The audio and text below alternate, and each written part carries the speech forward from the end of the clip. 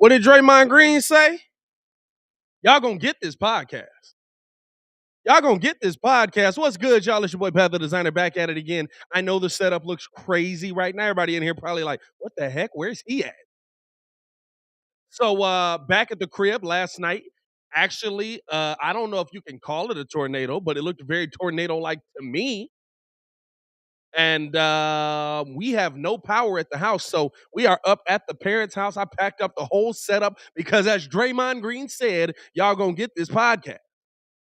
I got the camera like right here too. I kind of like this. I can just point at the chat. Y'all gonna get this podcast. What's going on with y'all? Boy Pat the Designer back at it again. Appreciate y'all for tuning in and rocking with us for another episode of the Windy City Breeze Sports Talk Live. Even with me in these conditions, I'm gonna need y'all to do me a favor. Go ahead and push the button. Come on, push the button.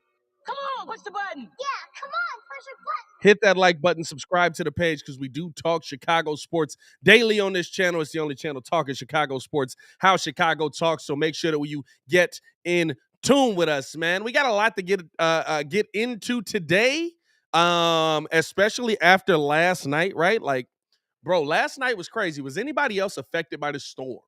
Because we had no power. Trees getting ripped out of the ground. I'm talking oak trees out here getting ripped out of the ground, bro. Trees that been here since the dinosaurs, it looked like, getting ripped out of the ground. What else did we have last night in that mug, man? I mean, like, no power, of course, no AC, so I'm baking all night. You know what I mean? Like, good grief.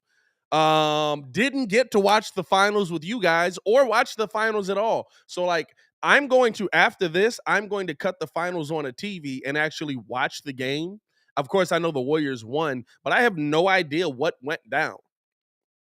I have no idea what happened. Like, my cell service went out, T-Mobile. I got smoked with y'all. You know what I'm saying?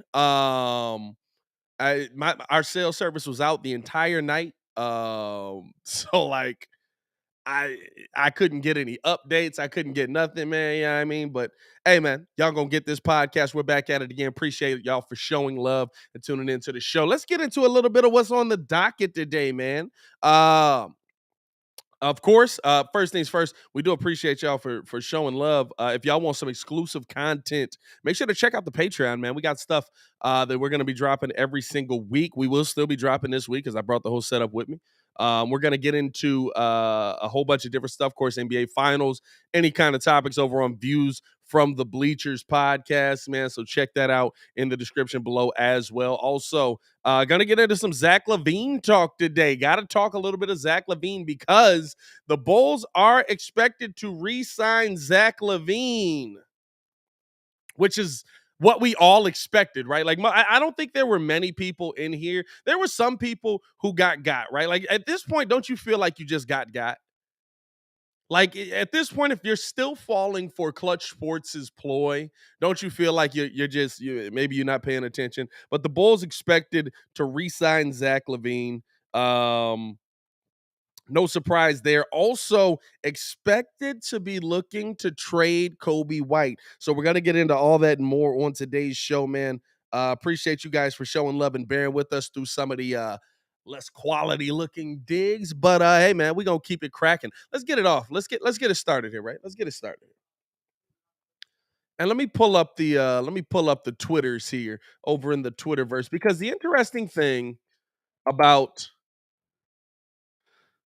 the Bulls getting this done is now we can finally start shaping this team in the right direction, right? Like, now you feel like, okay, now that we know at a minimum, and listen, I guess I can't say no, right? Saying no is tough, but per Daniel Greenberg,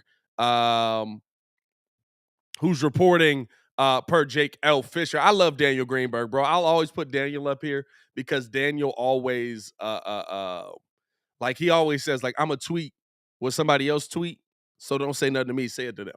But per Jake L. Fisher, Zach Lavine expected to re-sign with the Chicago Bulls. The Bulls are exploring a trade market for Nikola Vucevic. Bulls are actively discussing the number 18th pick and Coby White with teams. And Bulls are showing interest in Vasilije Micic.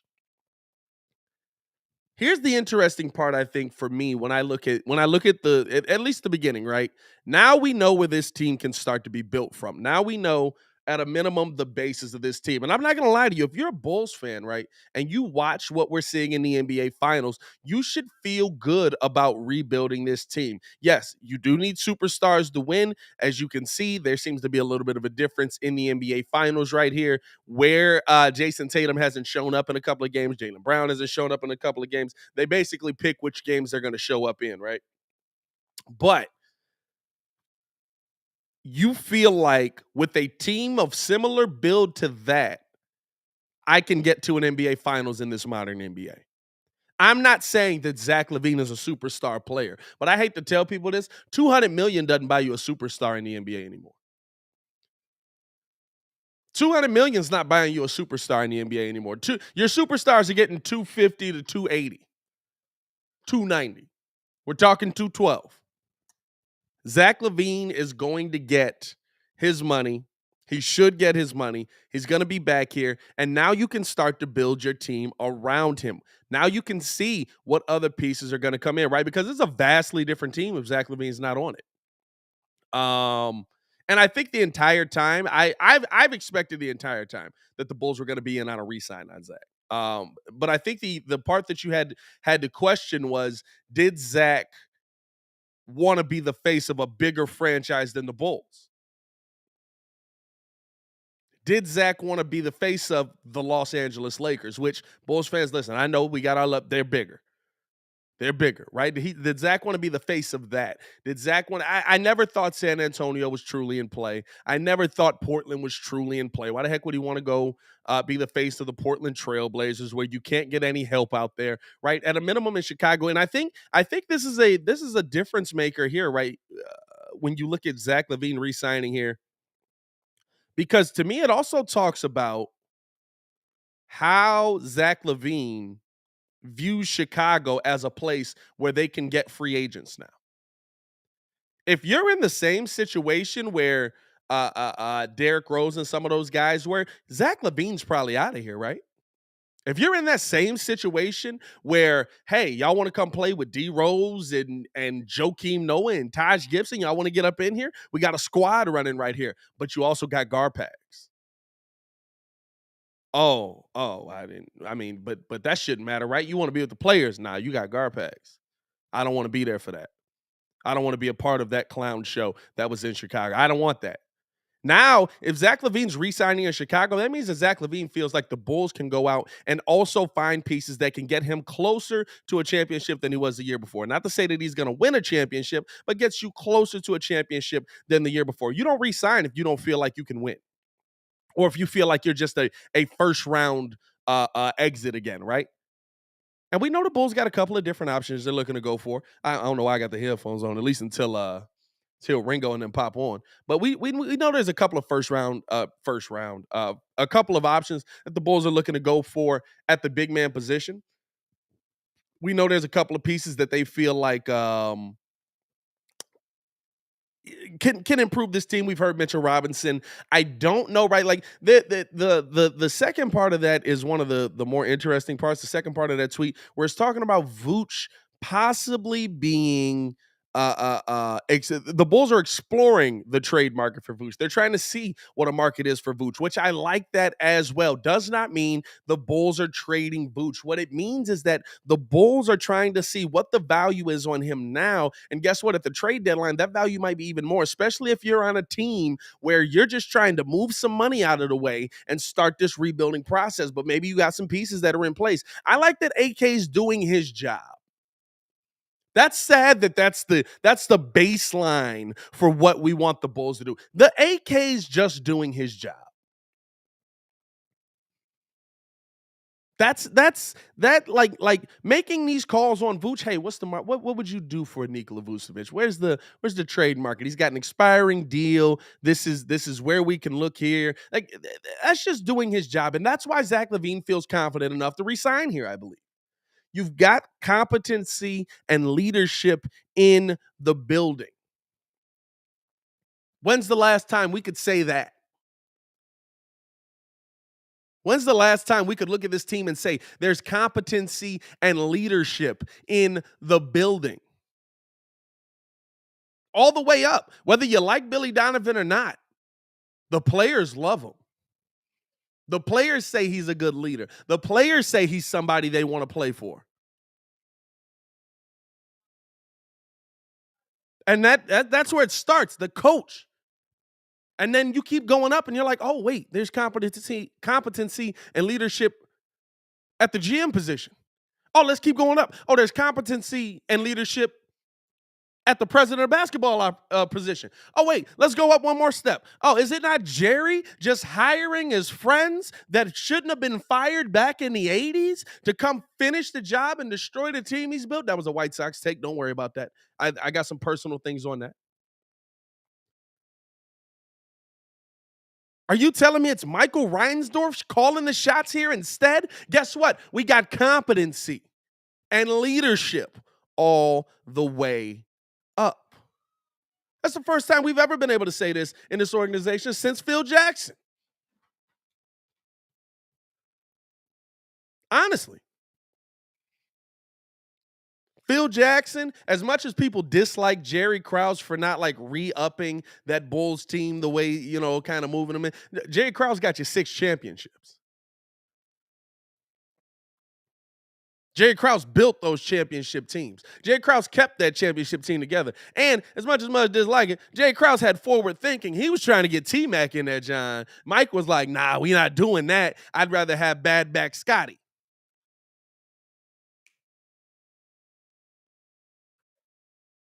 I shouldn't say that. Scotty was a part of it. I mean, that back was going out. That back was going out. That's all I'm saying. Jay, what's going on, bro? Shannon, what you got in here? Shannon, hey, listen. Right now, we just living. Hey, this is a whole different situation. Dantavia says they're exploring to upgrade the center for a reason. And you only do that if you were re-signing Lavine. No, 100%. But you know what? The difference there is, right? They were probably always exploring the option of Vucevic. They were probably always exploring the option of trading some of these guys. And so you look at that as well and you say, hey, okay, let's see where we feel Zach Lavine is gauged wise, right? We feel like we have the best chance. But if he does leave, we've still got to move these pieces anyway. You're still if Zach Lavine leaves, you're moving a Vooch to try and get younger at that position. You might even move a DeMar DeRozan to try and get younger at that position because at that point, right, you're saying, okay, we got 24-year-old Lonzo Ball, we've got Ayo Dosunmu, who could be a 2 in the NBA depending on where it is. We got Patrick Williams, we've got Marko Simonovic. We're going young. We're going to try and figure this thing out because right now, if Zach Lavine leaves, we're not in a position to win right now. So that contingency plan seems like it was also in place. That contingency plan seems like it was also in place. But I do like that they seem like they're getting the job done here with Zach Lavine. They're expected to re-sign Zach in this situation. And so it's going to be this is what you wanted. Right? This is where you want the Bulls to be. This is a starting point. Remember when I say this, I've said this many a times these past couple of weeks, especially with the draft coming up. You do not win by tanking. No NBA team has won by tanking. No NBA team has gotten to a point where they've won a championship by tanking. You can have a down season. That's the other thing too, right? Everybody's all one season bad, one tough season from a person, panic, trade them, get rid of them. That's not how it should work. You look at some of those stats from those guys back in the day. Good players, really good players. They'd have a down season here and there. Hey, he had a down year. He didn't play as well last year. He didn't get the job done as well last year. They stick with him. Guess what? You see that next season, 28 points again.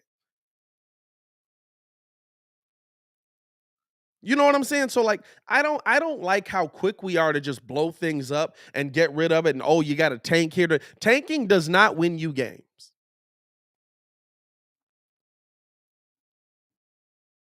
It just doesn't. It takes too long. Look, are the Oakland? We talked about it yesterday. I think we talked about it on the show. We had to because I didn't have power after that. So we talked about it on the show yesterday. The Oklahoma City Thunder. The Oklahoma City Thunder have 19 first round picks and 19 second round picks.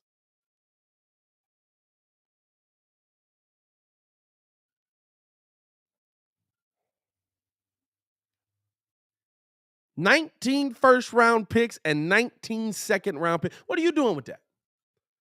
What are you going to do with that?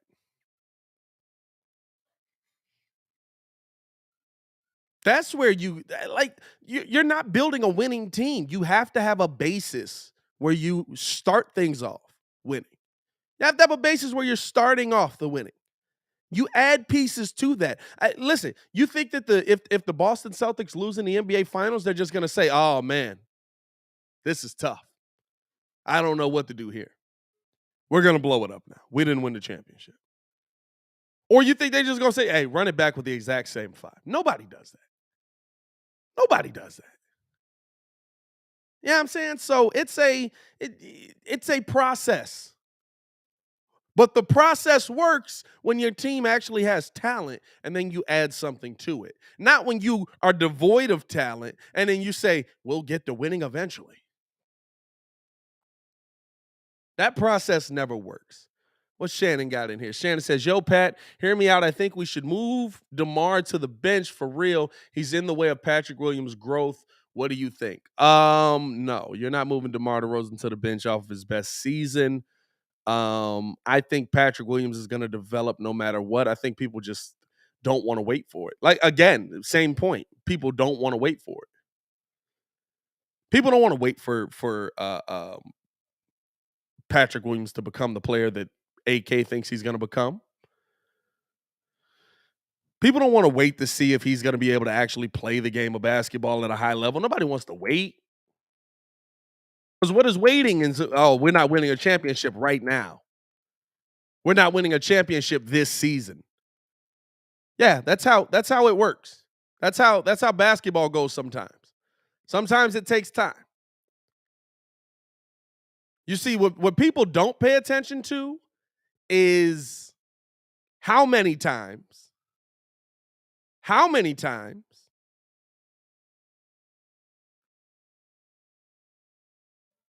teams that have tried to just re-up real quick have absolutely failed and lost and not made championship runs and lost well short of the championship.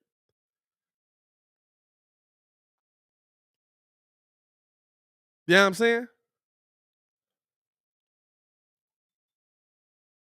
Nobody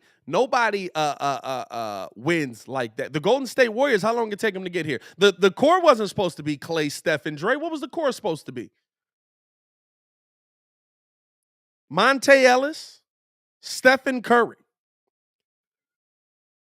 That was your core.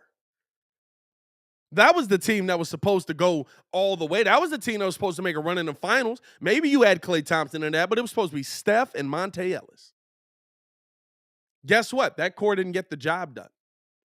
They built. They took time. They worked through it. They switched coaches. I'm not saying that Billy Donovan's the one that gets you a championship. I don't know.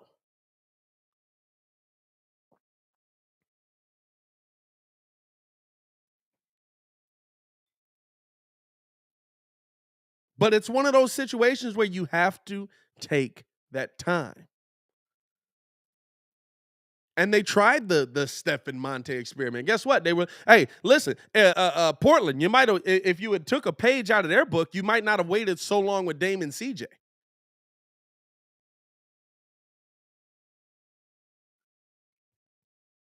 That's what you got to look at for me.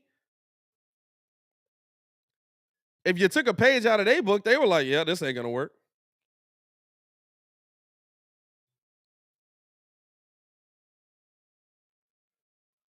But then on the other side of that, right, like it took time. Even the Boston Celtics are in the NBA Finals right now. This has been a 6-year process. Hayes was good, man. Hey, Hayes talking trash in the comments. I see. This has been a 6-year process in ball. What'd he say? Bro, you recording from a storm shelter? Bro, basically, we got no power at the crib, man.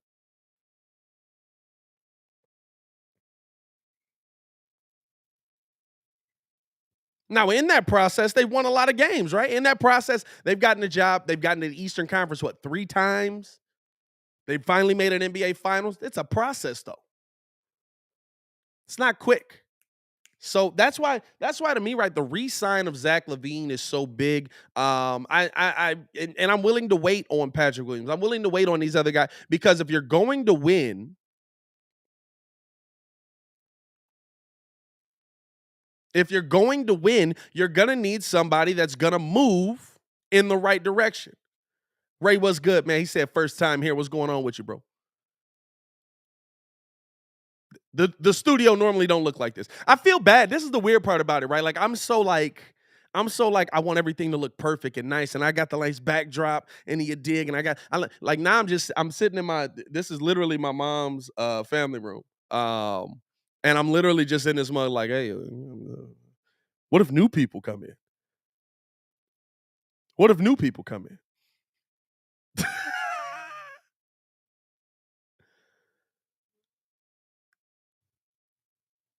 But it's going to be, listen, there's gonna be a point in time, right? Like I'm gonna be real with you, and this is I want the Bulls to win I want them to win championship 7 with DeMar. I want them to win it with Vooch. I want them to win it with Zach. I want it to happen.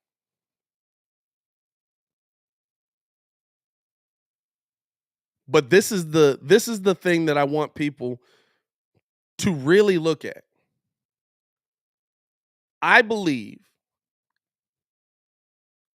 that by the time the Bulls are championship ready, by the time Zach Lavine understands what it takes to get there, by the time the Lonzo Ball is hopefully healthy enough, you know what I'm saying? By the time you've got all your pieces in place, your starting lineup will be Zach Lavine, Lonzo Ball, Patrick Williams, some big man that will end up going to get Marko Simonovic. I think that's going to be your starting lineup by the time we're championship ready. I don't think you win a championship with these guys. I hope to be pleasantly surprised. I do. I hope to be pleasantly surprised. But I think you win a lot of games. I think you get a long way. I think Zach Lavine learns how to become a championship level player. That's the part that you gotta work through. Like that's the part people don't think about, right? It was LeBron going out there. Like when LeBron did, I guess that's the one microwave situation that worked. Where you just pop it in and it just works right away.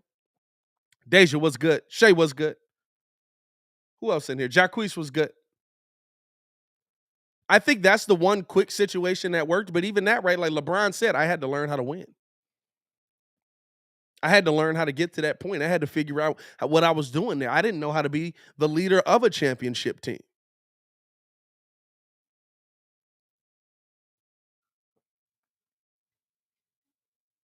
Takes time, y'all. It takes time. It's not an overnight thing. It's not a boom, it's done. We'll get there. If we keep going along this path, we'll get there.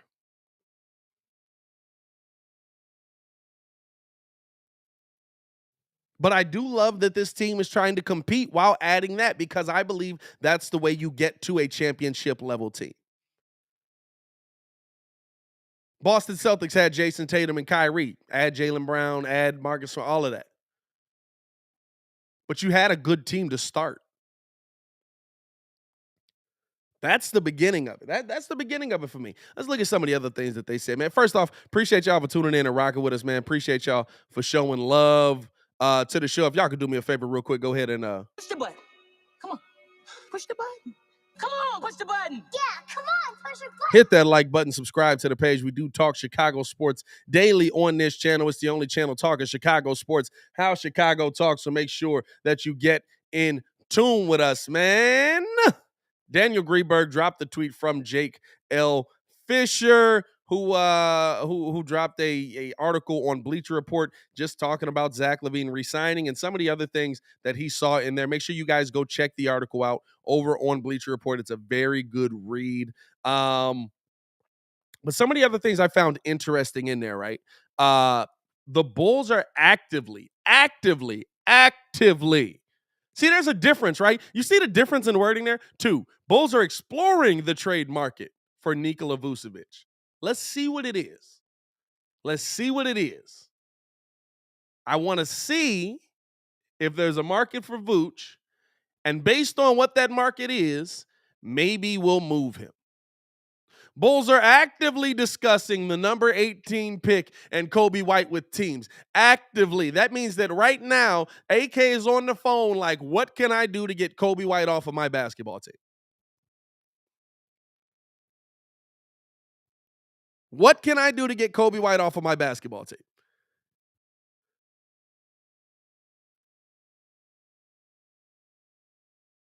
And I think we kind of saw that coming, right? He's had a shorter leash with the guys who aren't his. I think what's going to be interesting with AK is seeing, okay, is he going to have this same leash with his guys, right? Because Patrick Williams getting to that point. Patrick Williams getting to year 3, right? Where you're like, all right, dog, like, hey, you going to be able to play? You gonna be able to stay healthy on the court? You're gonna be able to figure this out. He hasn't cut guys slack because of injury. Coby White was injured last year, actively trying to trade him.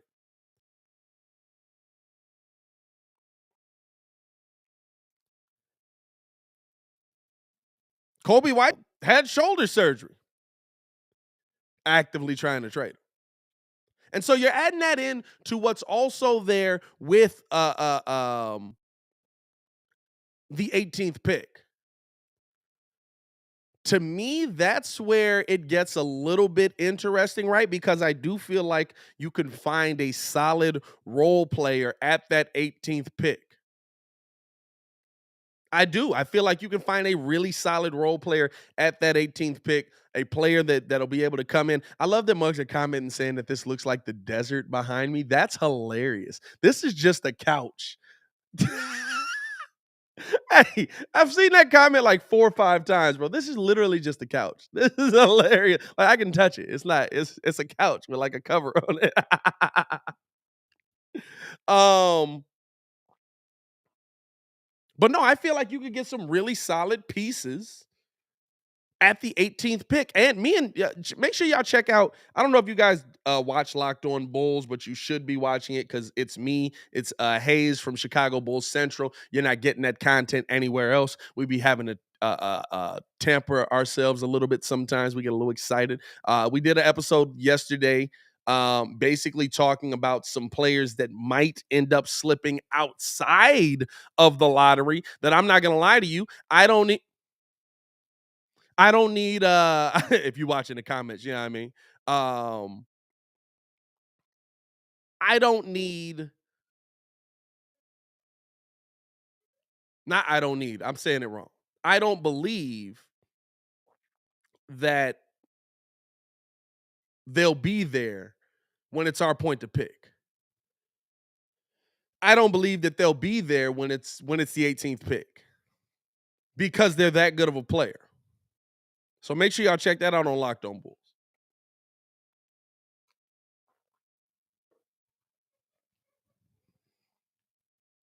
But that's a player that absolutely could fall out of the lottery and could be right there at 18 for the Bulls. The Bulls could get a really solid piece. And I think that that's the biggest question with moving the 18th pick. Coby White's a given. And Coby White's probably a money move, right? Like you got to trade the pick with something. Coby White's a money move. But to me, if you can find a way to move Coby White and hold on to that pick to get a piece. Now, it depends on what you're getting back, right? I guess the biggest question is, are you using the mid-level exception to go get your big man, or are you using the pick and Coby White to go get your big man? Because I think the pick and Coby White could be a completely different level of big man than just a Mitchell Robinson coming in, right? You could be talking about somebody that's a Christian Wood, possibly. You know, I think you're getting a higher level piece right because you know that you're getting that success there. That makes moving the pick even more interesting for me. That makes the Bulls moving on from the 18th pick, not so much Coby White, even more interesting for me because you now, to me, you're getting some guaranteed role playing at a minimum players at that pick. I'm not saying that there's a ton of stars in this draft, but you're getting some guaranteed role player at a minimum players. And I'm talking about the Bobby Portis that we covet.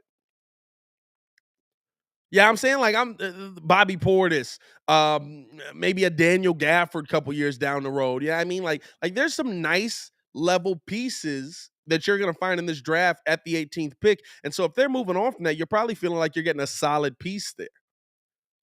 And you feel like and here's another thing, right? It's back to me in that situation, you're back to do you feel like Chicago's a desirable enough place that players want to come here, and so you don't need to use the 18th pick? Is that a situation? Is that a scenario that could come into play? That's what I'm looking at that point, right? Because for me, that's not if you feel like you can get people here, then why go? If you feel like you can get people here, then why go elsewhere? Why look in the draft?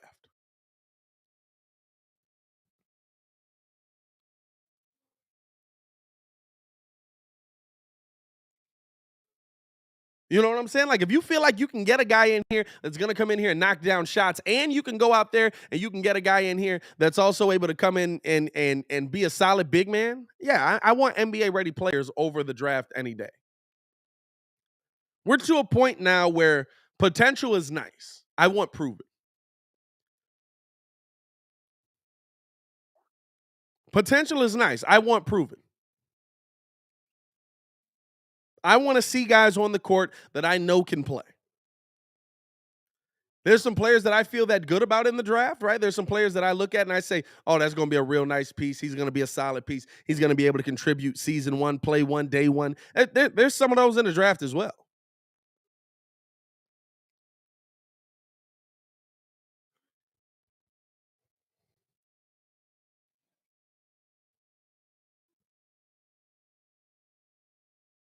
But how long is it going to take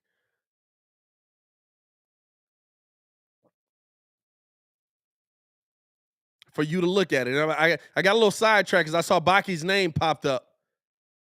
Got a little sidetracked because saw Baki's name pop up. Hold on now. Let me put the headphones on real quick here. So I think we got a little bit of breaking news, y'all.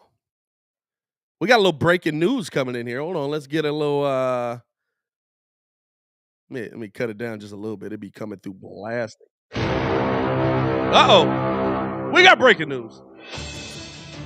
Per Ian Rappaport, Bears star pass rusher Robert Quinn is not expected to be present for the team's mandatory minicamp that begins today. Quinn is away from the team, training on his own.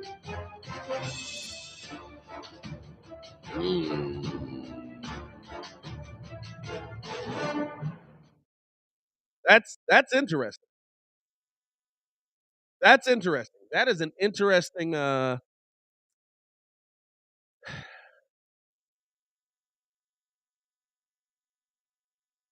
that's an interesting change of event because I thought that he was definitely going to be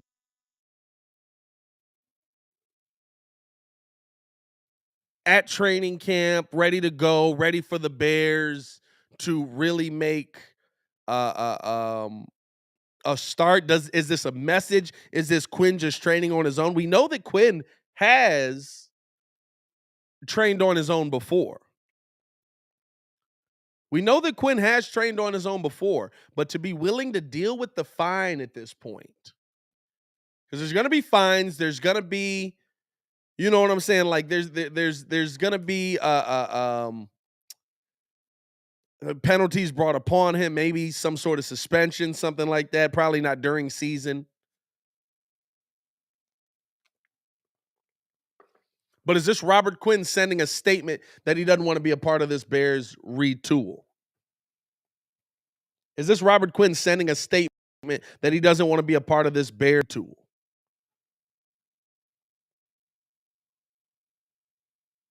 And if he doesn't want to be a part of this Bears retool, now you're talking about value. Now you're talking about what kind of value does Quinn have? Now you're talking about what kind of value does he bring? 18 and a half sacks. He's still got a lot of trade value. He's still got a lot of trade value. 32 years old, I believe, for Robert Quinn.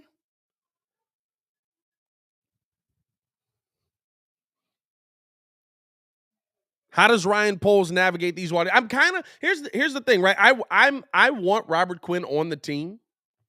I want Robert Quinn to be a Chicago Bear. I think that and he said he wanted to be a Chicago Bear. So I don't know if maybe the missing mandatory minicamp is literally like, I'll pay the fine, but I'm not coming back this early. Like, I'll see y'all at training camp. It could literally just be that. But Robert Quinn had 18 and a half sacks last season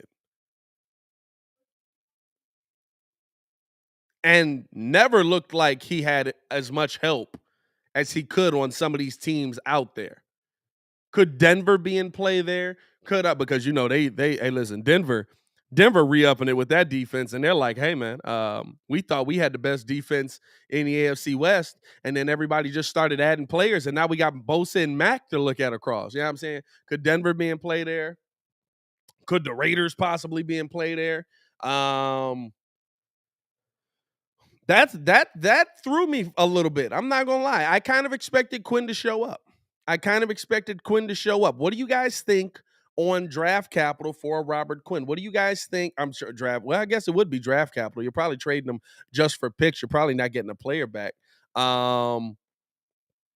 Salary's not too bad. What's Robert Quinn make a year? Let's see here. Robert Quinn. I don't have my normal setup, so give me a second. Stop rushing me.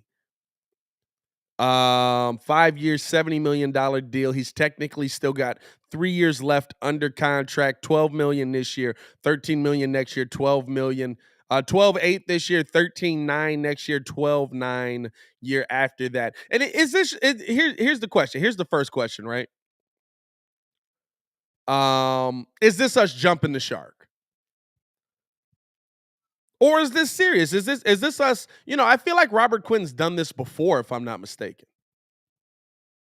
I feel like Robert Quinn has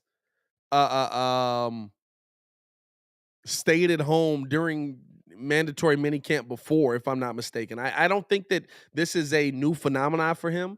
I don't think that excuse me. I don't think that he's I think he's always been somebody that's rather work out at home than work out with the team.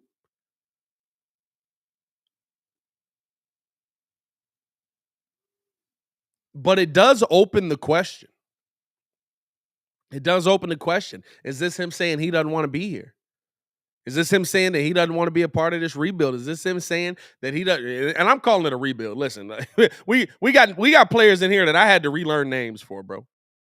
You know what I'm saying? Is this him saying he doesn't want to be a part of a retool, if we're going to use the same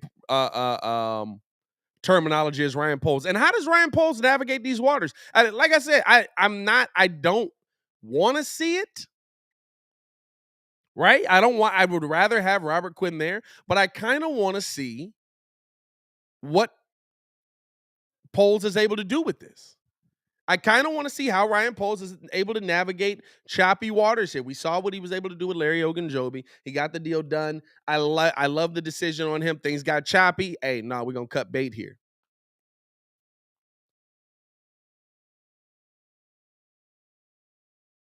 You know what I mean? Like I like how he handled that tough situation where you sign a guy to a big contract. Larry Ogunjobi wasn't making chump change. You sign a guy to a big contract, and then all of a sudden, right, he's not able to pass the physical, and now you're like, okay, how do we deal with this? I'll tell you what the previous regime would have done before. Well, we like the guy. He's going to work through the injury. We're going to sign him anyway. Multiple previous regimes would have done that. Poles is coming in here evaluating the player, not just the person. So again, like where does how does he navigate this situation here? And I think it's a delicate one, right? Like, listen, we can say what we want. We can do the whole if he don't want to be here. See, this is the thing that fans do that, and I'm glad that Ryan Poles doesn't do it, right? Like, we don't want to be here because, or I don't want you here because you're not committed to the Bearhead. I don't care if you committed to the Bearhead. I care if you committed to getting to the quarterback and making money.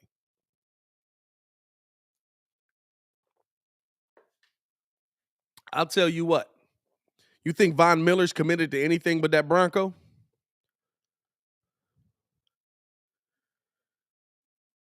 Von Miller's a Bronco. Think he's committed to anything but that Bronco?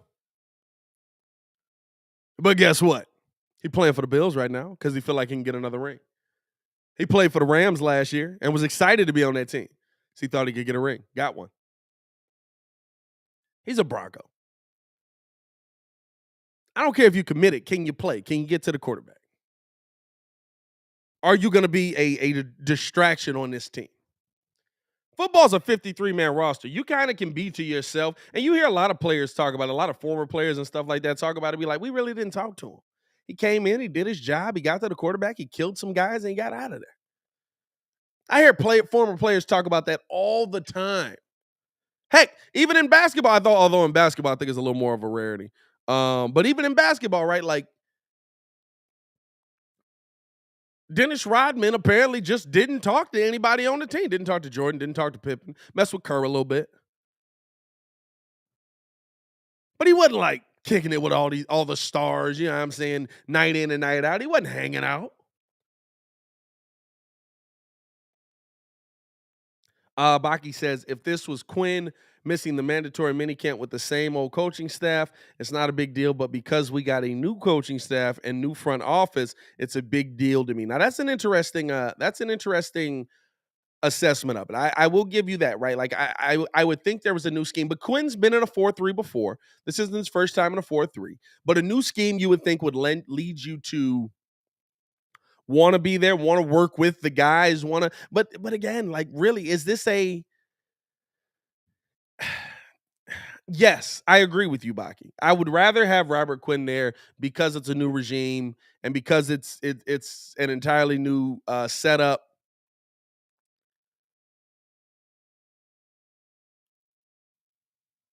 But also, if he's able to get there, do I care?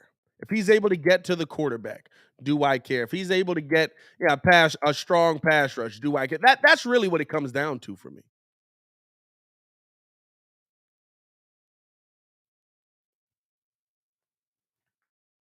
Right? Like if he comes in and like it's 3 days of mandatory minicamp, right? If he comes in and I feel like he's still able to go and nothing changes, I don't care then. You know what I mean? Like if he's able to come in and he's able to attack the quarterback and he's able to I don't care then.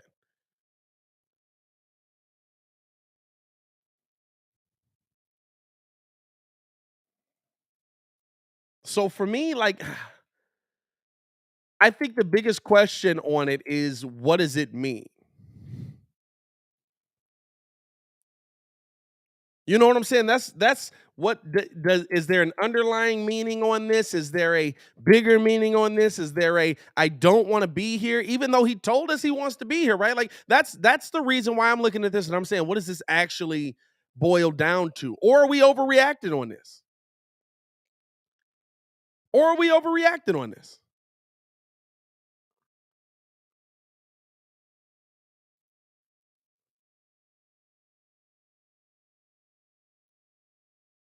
So for me, right, there's definitely a concern from me because I mean, listen, not having Robert Quinn there makes a difference. Whether you like the is he committed or not, whether you think he's going to be this great player or not, whether you think he's going to be this game changer or not having Robert Quinn there makes a difference. It just does. Not having Robert Quinn there changes up how you're going to be able to get to the quarterback because right like on the outside of that, right, you got Dominique Robinson, who is very unproven. On the inside, you're very thin. You've got a couple of guys up front in Justin Jones and Chris Tonga that you feel good about, but outside of that, right, you feel like you're very thin at that position. And then on the flip side of that, coming off of your other edge, you have why can't I think of this dude's name? Y'all know who I'm talking about. Other edge rusher. Help me out, chat. Come on, you got it. Give it to me. Give it to me. Give it to me. Jimmy got soul. What's going on, my boy Jimbo in the building? Why can't I think of him? Nine games, 5 sacks, like 6 forced fumbles. Good grief, this is terrible. And y'all know who I'm talking about too. I'm trying to let the chat update. Everybody's like trying to think of who I'm talking about.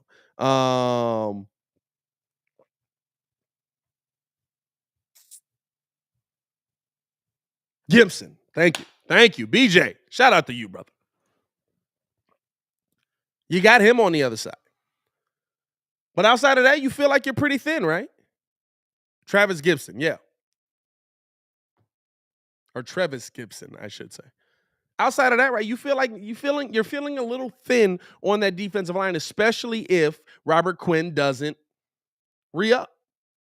Doesn't want to be here. Wants to get moved. Doesn't want to be a part of a rebuild.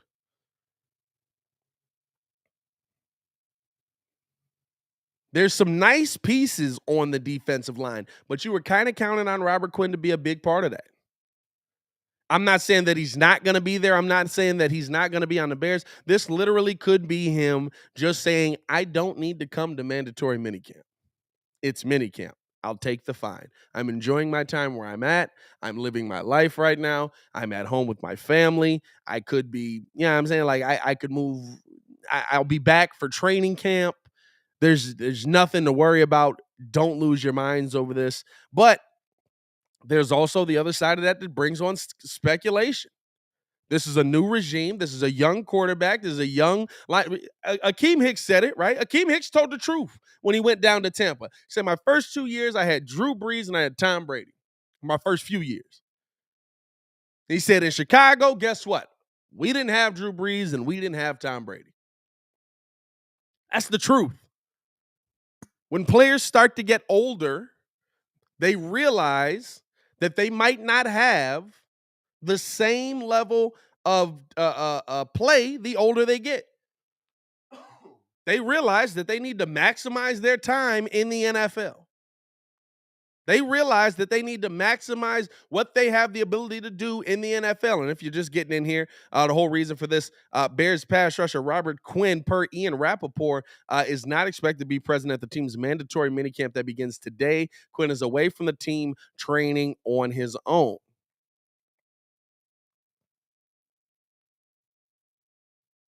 But I don't know if I'm losing my mind on Robert Quinn not being there right now. Now, if we get the training camp, if we get, we're close to the season and there's not much we can do with him, now I got some concerns. We're still early enough. Like, if we're this early into this whole process and Robert Quinn hasn't told somebody that, hey, no, I don't want to be a part of this team, that's on Robert Quinn.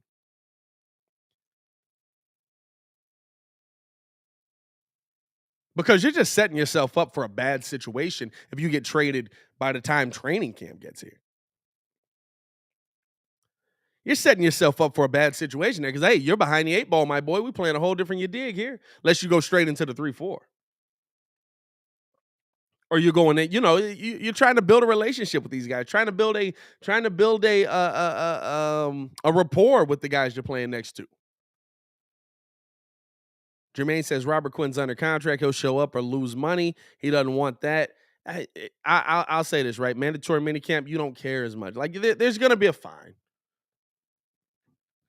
But there's no contract dispute with Robert Quinn. There's no right, like we were talking about with Terry McLaurin yesterday, where they reported that Washington and he are very far apart on the contract.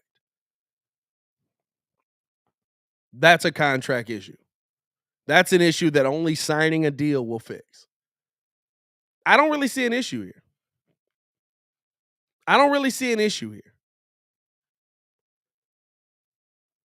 Because for me,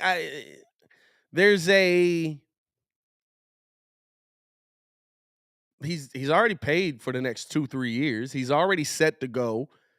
He's got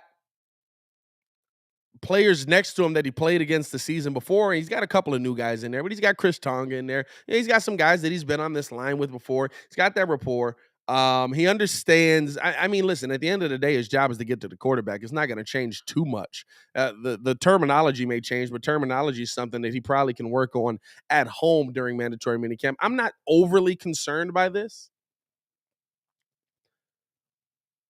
But it does leave you open for the question, right? It just does. That's where it gets tough. Man, I appreciate y'all for tuning in and rocking with us this morning, man. I know I'm sitting here, I'm leaning back and forth. I'm looking in the desert. I'm not in my normal seat, not in my normal spot. We got in here talking about the Bulls being expected to re-sign Zach Lavine. That was a interesting start to the morning, man. And then some of the trade talks that they're on. We're gonna get into hour 2 in a little bit. Hour 2, just kind of looking ahead at what I'm gonna be real with you. I wanted to break down finals in hour 2. We'll probably keep on Bull stuff, but I'm not gonna lie to you. I gotta watch the game to break it down with y'all, right? Like, I'm not finna sit here and just spew numbers at you and be like, "Oh, let me tell you about what Stephen Curry did. 0 for 9 from the 3-point line. Horrible." I don't know how they would defend him. I know nothing about. I didn't watch the game last night because I was in a tornado. Literally inside it, floating around, spinning like the Wicked Witch of the West. But we'll get into some other trade news around the league. We'll also get into some more trade news from the Bulls. Kind of looking at where we think they're going to go, where we think some of these moves are. They also are looking at Vasilije Micic,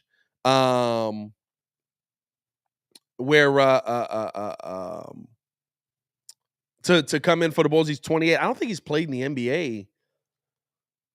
Has he played in the NBA yet? I know he was drafted to, I think, the Thunder. Has he played in the NBA yet? I don't know. I have to look at his numbers. We'll talk about all that and more in the second hour of the show. Appreciate y'all for tuning in and rocking with us, man. We'll be right back after a word from me and P Kid, a snippet from our new show, Views from the Bleachers podcast. That is over on the Patreon. Make sure you guys check that out. You can sign up on the Patreon for just $2 in the description below. We'll be back in about 4 minutes. See you on the other side. The CP slander comes in to me when people hold him in too high regard just for numbers. What's too high regard? People put him above a lot of point guards that have had a lot of success in the NBA because of his numbers. People put him above Isaiah Thomas. He's not above Isaiah Thomas for me in any means of the stretch. In any stretch of the imagination. I could make a case that he's better than Isaiah Thomas. I mean, is he more successful than Isaiah Thomas? Depends like at the end of the day, for me, at the end of the day, championship-wise, no. Everything else, Chris Paul beats Isaiah. But it's again, this is why I don't compare eras. Maybe scoring? No, this is why probably not even that. This is why I don't compare eras, right? Because we know for a fact that when Isaiah wasn't hooping on the Pistons, Isaiah played basketball completely different. So you probably never really got to see Isaiah cook the way he could because you got to play a system. Well, I'm not finna. Okay, let's look at this. 12-time All-Star. Okay, cool. All-Star his entire career, basically. 2-time NBA champ. We know that. Finals MVP. We know that. If Chris Paul had won, he'd be a Finals MVP. On one leg. I don't know about that one. Book was cooking that mud too. Book did sell it though. I can tell you that. Book sold. Big sold. 5-time All-NBA, 2-time All-Star MVP, and 1-time assist champ. The only thing that stands out to me realistically is the Finals MVP and two-time NBA champion. Now, I'm not trying to make I light would of hope that. they would stand out. I'm not trying to make light of that. That's ultimately why we play, or why they play. Right? It's ultimately why we watch them play, to see who's going to win the championship. That's the ultimate goal for any NBA player, to win a championship. Now, if you want to sit there and consider his entire body of work, I mean, six-time steal champ, 4-time assist champ, 11-time All MVP, Rookie of the Year, 9-time All Defensive, 12-time All-Stars, where he also has an All-Star MVP, and he's also part of the NBA top 75 players have ever played, just like Isaiah Thomas. The only thing that's missing for him is a championship and a Finals MVP. But outside of that, he's accomplished more, and he was accomplishing more than Isaiah Thomas. I don't know, dog. Isaiah Thomas is the only point guard like that we've ever seen win. Leading a team? Yeah, okay, let's no, because Magic led a team. He's Magic not. led. Magic He's a point guard. Magic is 6'10". That's why I said the only point guard like we're that. talking about small guys. I moved the goalpost. You're right. I moved the goalpost. He's the only point guard like that we've ever seen win. And that was like the leader. Like you think about it, right? Like think about it. It's literally IT, Chris Paul. No, IT, AI, Chris Paul, Jason Kidd. Derrick Rose. Jason Kidd? J Kidd had Vince. But yeah, I guess J Kidd kind of went to the finals twice before he got to the Dallas. Yeah, with Vince though. J Kidd had Vince with him. And Vince you can't no, we can't do that one. Now that we can't do because Isaiah didn't have J Kidd was the leader of that? I would say so. I'm just talking about the leader of the team being like I would say so because I was the leader over Vince. I would say so. Okay, so we talk about 30 years. We talk about 5 dudes of that size that led their team far into the playoffs.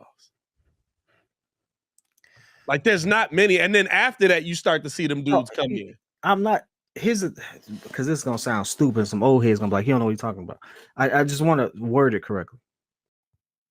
Welcome back. Appreciate y'all for tuning in and rocking with us for another episode of the Windy City Breeze Sports Talk Live. If you haven't done so yet, hit that like button, subscribe to the page. We do talk Chicago sports daily on this channel. If you want a little more, we also talk the national stuff as well here on the Daily Show. But if you want a little more, just regular podcast content, if you want to just sit back and listen to me and Kid ramble, hey man, check us out over on the Views from the Bleachers podcast. That is in the description below. You can help us out first and foremost. We do appreciate anybody who signs up over on the Patreon. It's only $2 to sign up, so tune in with us on that. We appreciate anybody who shows that level of love over on the Patreon, man. That every dollar that must contribute to the journey absolutely helps us keep doing this. Absolutely helps me be able to be here for the Daily Show. Absolutely helps us be able to upgrade studio equipment. I know it don't look like we've upgraded studio equipment as I'm sitting here in the sands of Shaghara, as everybody been joking in the comments about. But nah, man, we appreciate everybody who shows love over on that side as well. You can check out the Patreon in the description below. Also, if you want to join up over here, you can get it by joining the Breeze Superfan. The reason I started the Patreon, though, there's a minimum that I can charge on YouTube, and I was like, I don't really want to charge mugs a super amount of money. I think it's like $5.99 to sign up on the YouTube or something, because of the stuff that come with it. There's a minimum I can charge. But if you want to join the Breeze Superfans, you do get exclusive content. You also get the custom emojis that you can drop in the chat as well. So join up on that as well. But if you just want the podcast, you just want to hear Views from the Bleachers, man, go check out the Patreon. $2 just to sign up. We appreciate that love from you guys, man. Appreciate all you guys' support. Let's get into this, right? Let's get into this. Let's talk about one of the players that the Chicago Bulls are talking about going after that I think is an interesting name as well, because you've seen him get a little more consistent over in EuroLeague ball. We're talking about I gotta get this name right. Vasilije Micic, I believe that is his name. I'm pretty sure I did a draft breakdown on this dude a while back, but he's been drafted for a little while. I think Hayes corrected me in the chat. Return of the Jedi Pet. That's hilarious. That's a good one. I'll give you that one. I think he corrected me in the chat. Said drafted by Philly, traded to OKC, and hasn't played the NBA yet. Yeah. So that is he's a name for me that is interesting because he's 28 years old. He's already older. For AK to be looking at this guy means he has to feel like he can already go out and get him. He has to feel like he already has this guy kind of like, okay, like if I say if I trade for this guy, he's going to come to the NBA. But let's take a look here at what he's done in his time over in the Euro League. Now, it's been a little bit up and down. Hopefully you guys can see that. I can see it on my screen, but let me see a full screen. Oh, you can see that. Them numbers look clear. If you can't see that, go full screen on that mug. But no, you can see he's really improved his game since 2014 to 2022. 7.5 points a game. I think he got drafted around the 12.4 points per game area right there. And then as you start to get down, now he's averaging 18 points a game. He's shooting at 43% from the field.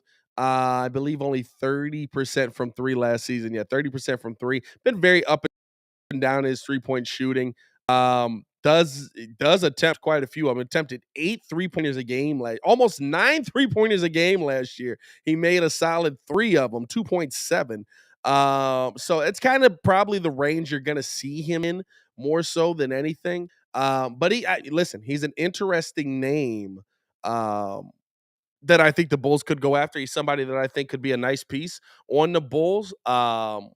When I heard his name, I remembered. I don't know if I did a breakdown on him or not, but I remember talking about him at a minimum. But you're looking at 6'5", 200 pounds. He's going to come in. He's going to be a shooting guard. He's going to be backup shooting off of the bench. AK gets it. AK gets it. Yeah, I'm saying AK gets it. He understands that the what the Bulls need. He understands where he's trying to find it. He understands where he's trying to go to get what the Bulls are looking to get in the building here. And I like that AK, listen, the one thing that I will say, right? AK absolutely looks at every situation worldwide. And he's looking to bring in anybody that he feels can help. He doesn't care where they come from. He doesn't care where they come from. He doesn't care where they're going to get these guys. He's just trying to find guys that are going to be able to contribute, and he understands that he's working with a little bit of a budget here. I don't know what a price is for a Micic, but here's the thing, right? It's probably not as big of a price because you're probably talking about a situation where if the Bulls do go after him, he's probably traded with the understanding of, hey, I'm traded, so now I'm coming over. Now I want to play in the NBA. Fits the timeline, fits the time frame of the Bulls. He'd be an interesting piece. I think you could get in here. I think the other big thing that I think we've talked about it more recently, but that we've kind of looked at and said, what is that piece going to be? What is that piece going to be in here? How are we going to get this? What the heck's Marko Semenovic going to be for this team? That changes so much. It changes so much of what the Bulls want to do. It changes how they're going to attack this thing. It changes how they're going to finish it. Like, what the heck is Marko Semenovic going to be on this team? Does Billy Donovan even like him? That's my biggest question. Does Billy Donovan even like him? Is he going to even see time on the floor? And me and Hayes have talked about this extensively. You know, the Bulls, AK chose to give him that 3-year deal as a second-round pick instead of the 2-year deal. They end up giving that to Io. Io seems like he's going to work out. We're going to be paying him big money on the other side of this thing. He's going to be I believe he would be restricted. And the Bulls can match. He's going to get the bag thrown at him.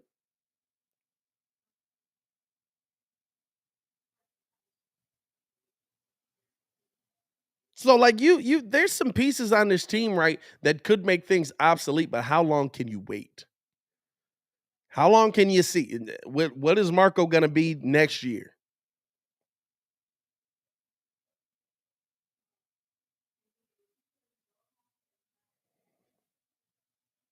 This is there were so many what ifs on this team. You know what I'm saying? There were so many ifs on this team. There was if Troy Brown can move the ball, if Coby White can knock down a three, if Vooch can get a little bit more consistent from the 3-point line. If we're still going into next season with ifs.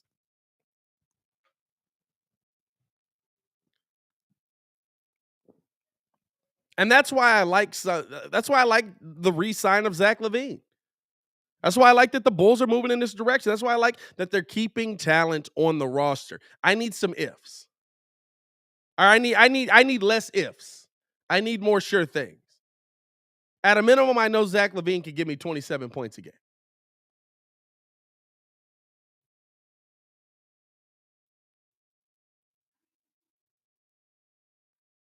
I like the direction this team is heading, man.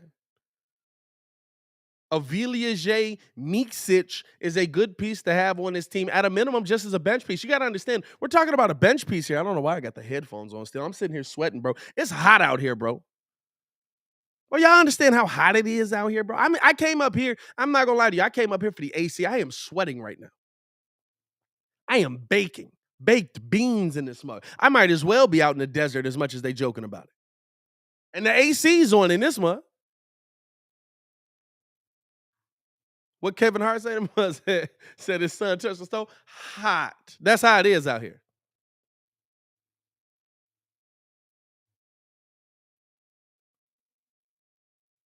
Zashawn, what's going on with you, man? Shout out to the chat, man. What is the chat? Listen. We doing this is the solo dolo show today. Yeah, I'm saying we going dolo in this mug, man. We riding it out. What do you guys think? What do you guys think about Vasilije Micic on the Bulls? What do you think this Bulls team is as a whole? You know what I'm saying?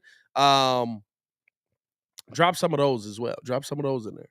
What do you think this Bulls team is as a whole? And just where are they moving with it? What direction are they going? How are they going to attack this offseason? We're starting off with the re-sign of Zach. That's the biggest piece to start off with, because now you understand how your salary cap is going to be restructured. Now you understand where, okay, and listen, we told y'all, AK's Batman. He's got a contingency plan for the contingency plan for the contingency plan. So he was prepared if Zach Lavine didn't sign, but Zach Lavine seems like he, per Jake Fisher, Zach Lavine should be back with this team. And so you gotta try and structure around that. You got to figure out how to build around that. You got to figure out how to attack this roster. And what's the expectation with it? What's the expectation on this roster next season? Second round, third round?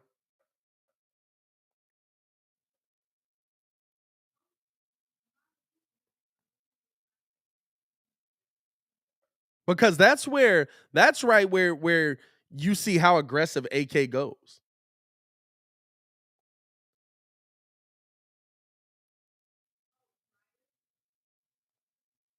To me, that's where you see how aggressive AK goes. I will say this. If we're talking about 18 and Coby White for Vasilije Micic, that might be an AK move that I'm critical of in the beginning.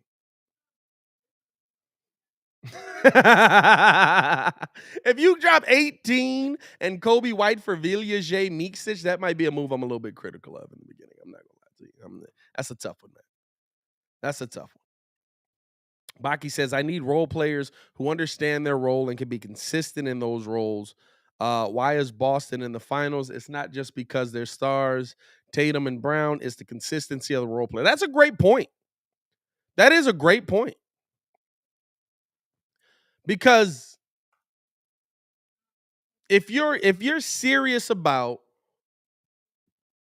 winning, if you're serious about getting to a championship, I think the previous Bulls regime sometimes focused too much on the bench mob, not enough on the stars. But there does have to be some sort of bench mob. There does have to be some sort of bench presence. There does have to be some, like, there was nothing. Like, I saw somebody make a tweet on Twitter and said, I don't remember who it was, but they said, I can't believe we're trying to trade Coby White. He was our only bench scoring. The problem was that he wasn't consistent in bench scoring. Not to say he wasn't our only bench scoring. It's a factual statement. It's a factual statement.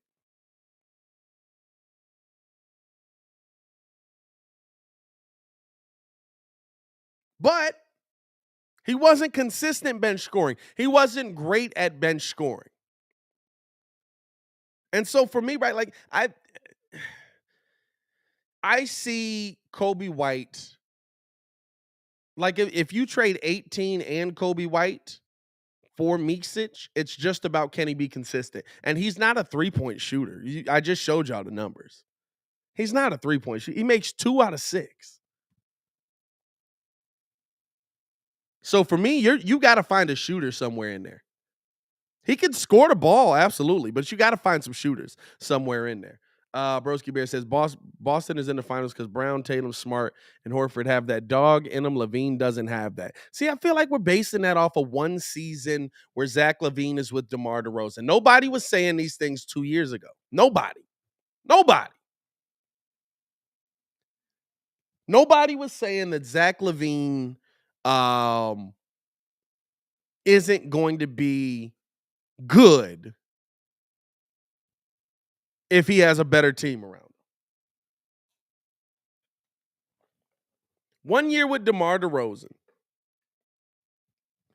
1 year with DeMar DeRozan, where he's hurt most of the season and has a little bit of a down year. Now we're talking about, oh my goodness, how we can't do anything with Zach Lavine. We're not going to go to the championship. We're never going to win a finals. We're never going to, like, I keep saying this, but the player that we all said that about was Jimmy Butler. Guess what he's done since he left here? He got one of the worst teams in the NBA to the playoffs. He's gotten to 2 Eastern Conference Finals. He's gotten to an NBA Finals, and he's gotten to the second round of the playoffs. He's only missed the playoffs once, I believe, since we've traded him.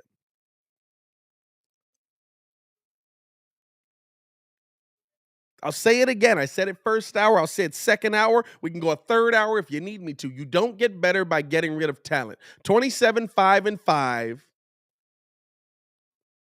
on 50-45-45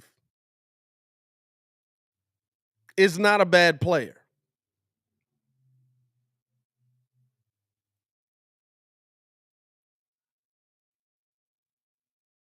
And I ain't going to lie to you. As much as we rag on Zach Lavine,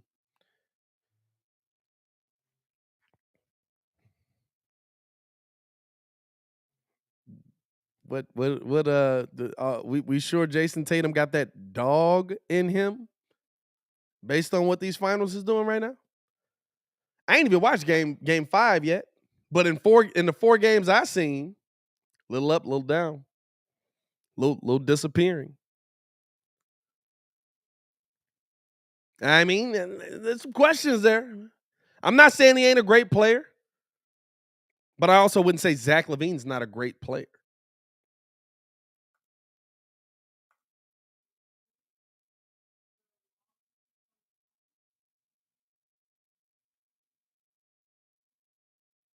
There's a difference in building. Like, even if you re-sign Zach Lavine for which it seems like the Bulls are re-signing Zach Lavine for $200 million, $212 million,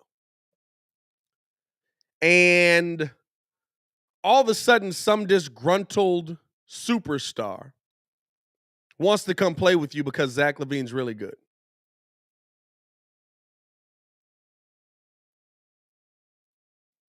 Now you got a better team. Say Anthony Edwards doesn't like Minnesota. He wants to come play in Chicago. How many times have we seen that? You know where those players don't want to go play? You know where those players don't want to go sign up to play?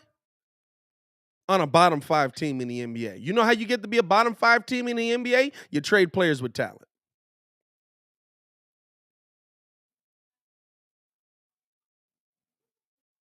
I ain't saying Zach Lavine's going to be the end all be all for the Chicago Bulls. I'm not saying that he's going to be the best player on the team when the Bulls win a championship.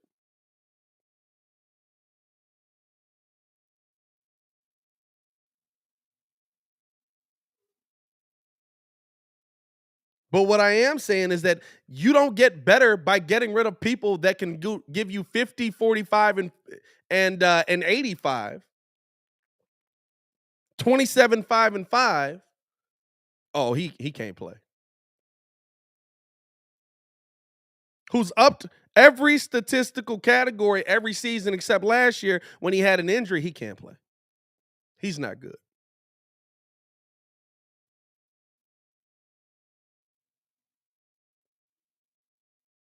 Like, y'all remember when he was just a dunker, right? Y'all, we remember that, right? Oh, he a dunker.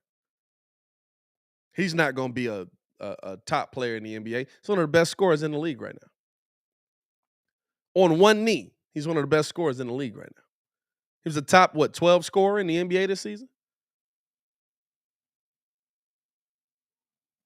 Don't base what you're looking at on one season where he was hurt next to talents that could play with him.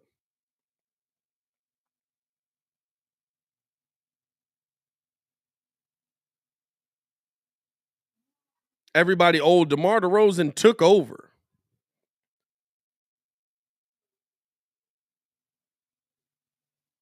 DeMar DeRozan took over for the Bulls. He had to.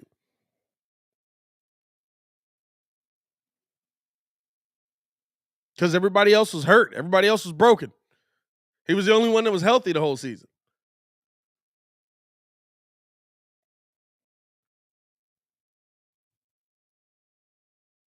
Oh, we need to play a bit it's a weird. I don't know, man. It's a weird dynamic. It's so quick. It's there's no growth in it. There's no watch what happened, watch how these guys develop, watch how these guys move. It's just, is he playing well right now or not? If he's not playing well right now, get rid of him. And that's not realistically how sports work. I like Eli Ryan Roy. Cap locks does not add anything to your point.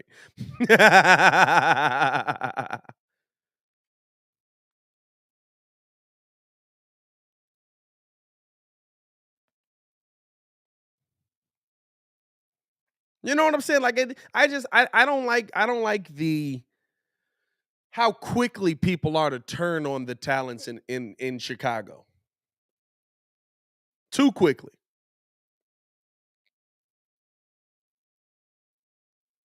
But they'll be all over them before they're good. When they're actually good,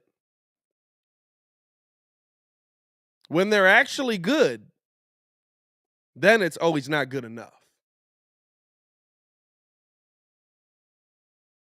What's good enough? What I want to ask the chat this. 27, 5, and 5. What do you want? What do you want out of your shooting guard in the NBA? As a Chicagoan, I want to ask Chicago, what do you want out of your shooting guard? You want to be able to shoot? He shoots over 40% from 3. You want to be able to finish at the bucket? Finishes at a 49 to 50% clip.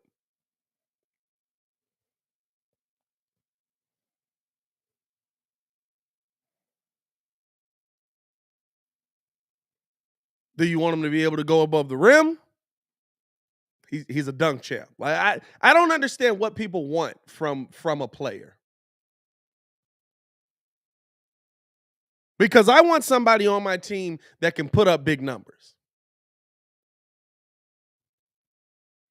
How about taking games over on both ends? Okay, how many two-way players in the NBA right now?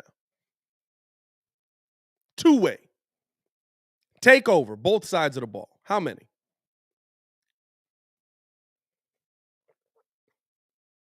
And again, Broski Bear commenting on one-legged Zach Lavine here. How about Euro stepping through the lane in the playoffs when you're a high flyer?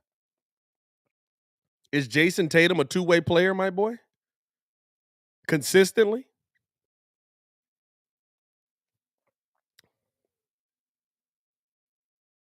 Oh, but okay. Broski Bear going through it. Keep it going. Jimmy Butler, Jason Tatum, Giannis. You naming the top players in the NBA, by the way.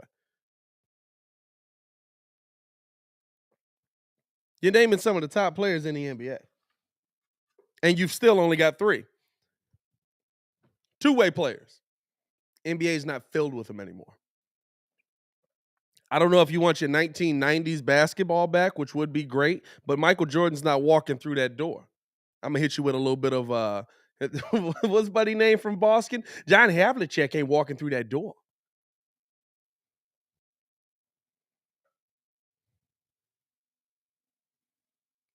But that's not the NBA no more. Those aren't all your players in the league. Steph Curry taking over on both ends. You know what I'm saying? Like I don't get what, like, we didn't want Jimmy when Jimmy was here. Now Jimmy's winning. Now we want Jimmy back.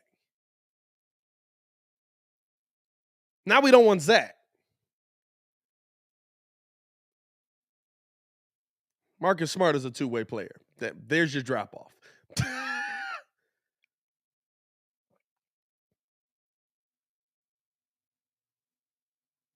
You know what I'm saying? Like, it's not the modern NBA. I'm sorry that the Derrick Rose Bulls didn't win a championship. I wanted them to win too.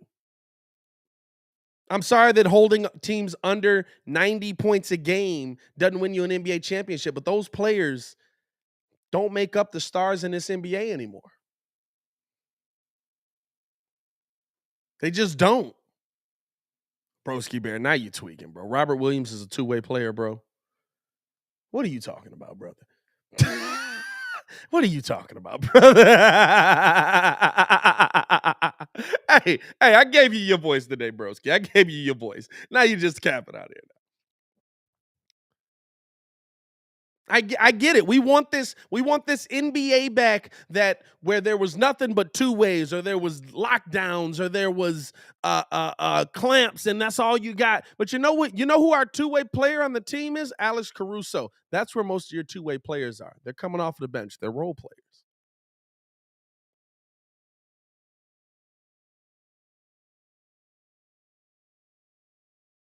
You got to have some. I'm not saying that they don't have to exist, but they're not the stars in your NBA today.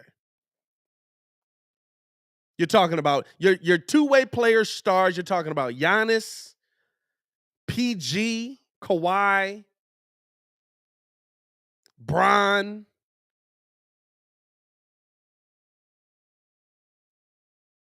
Jimmy.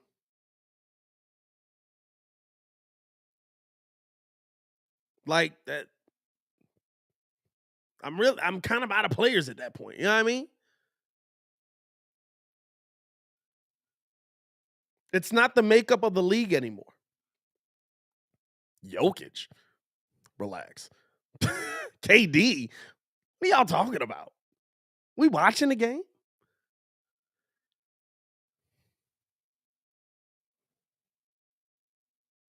I give you that one, Levante. AD if healthy.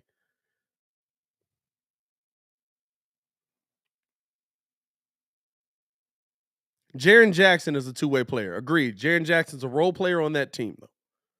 Like that's what I'm talking about. He's a big piece of it, but he's a role player. He's not Ja Morant. And guess what? When he was relied on when Ja wasn't there, they couldn't get it done.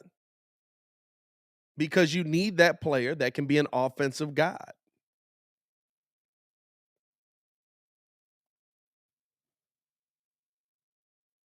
You know what I'm saying? Like it's a different. I get we want this defensive clamp in 99, 98 NBA finals, and we want it like it was because this is when basketball was good in Chicago, and it's not.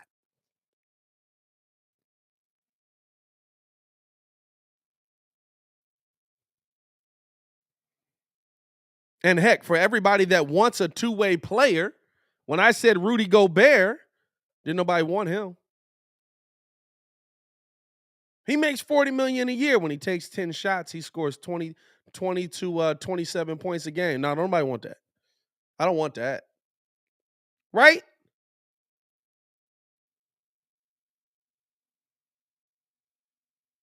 So you have to understand what you have and how you're building a successful team.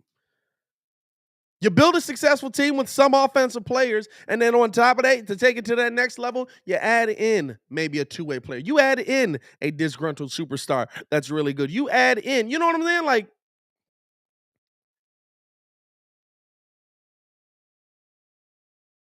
you find a way to go get those top pieces.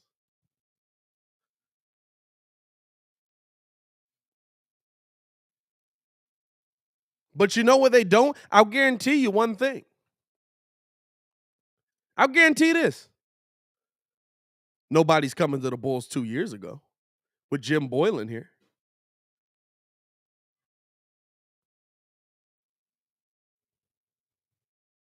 Nobody's coming to the Bulls 2 years ago with Garpax here when the Bulls were at bottom 5 team, right?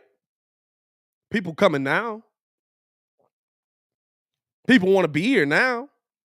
People want to play here now.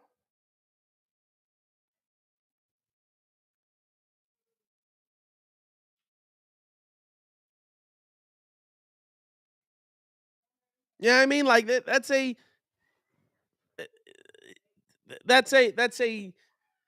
antiquated thought process that you have to have this kind of player to win. Dang, I took the sheet off the couch. Back in the desert. There's a bunch of different kinds of players that win. You know what that mindset is, honestly? He's not a two-way player. You got to have a two-way player. You got to have this. You got to have that. This is the only kind of player that's going to win a championship, blah, blah, blah. That's what they told Michael Jordan. Now, Michael Jordan turns into the greatest of all time, but the conversation around Michael Jordan was a scorer will never win a championship. You need a solid point guard. You need a solid two guard. Or I'm sorry, and a solid center. No, you need a team. You need a team.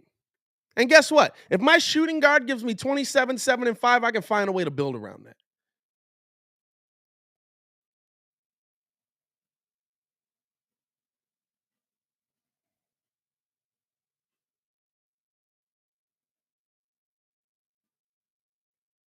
If my shooting guard gives me 27, 7, and 5, I can find a way to build around that. Oh, and by the way, Zach Lavine actually is a pretty good passer. And is willing to let other people cook. And is willing to let other people get involved in the offense, sometimes to his detriment.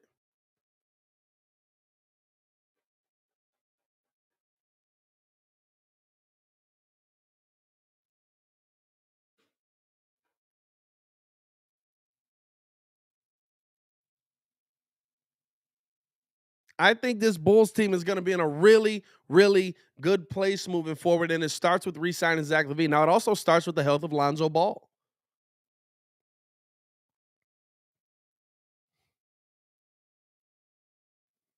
It also starts with seeing the team on the floor that AK tried to put together.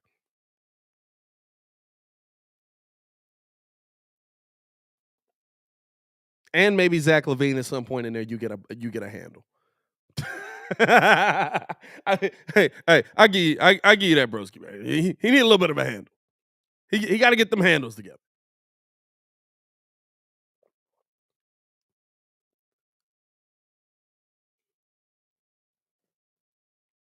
But listen, we're at the beginning of this thing. We're at the beginning of this thing. You got to have Lonzo there. You got to have Ayo there. You got to have Caruso there. You got to have the team that was supposed to be on the floor there. And my fear is that the Bulls are going to be the White Sox. Y'all seen what's going on with the White Sox out here? That's my fear with the Bulls. Year 2, still injured.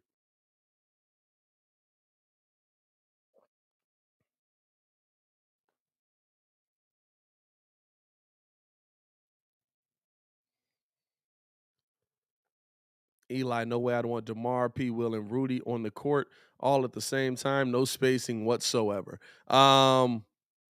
This is the thing. I always hear no spacing. There's no spacing. There's less spacing, but you got a dude down there that grabs 21 rebounds a game. That kind of gets you back out there. That kind of sets you up a little different.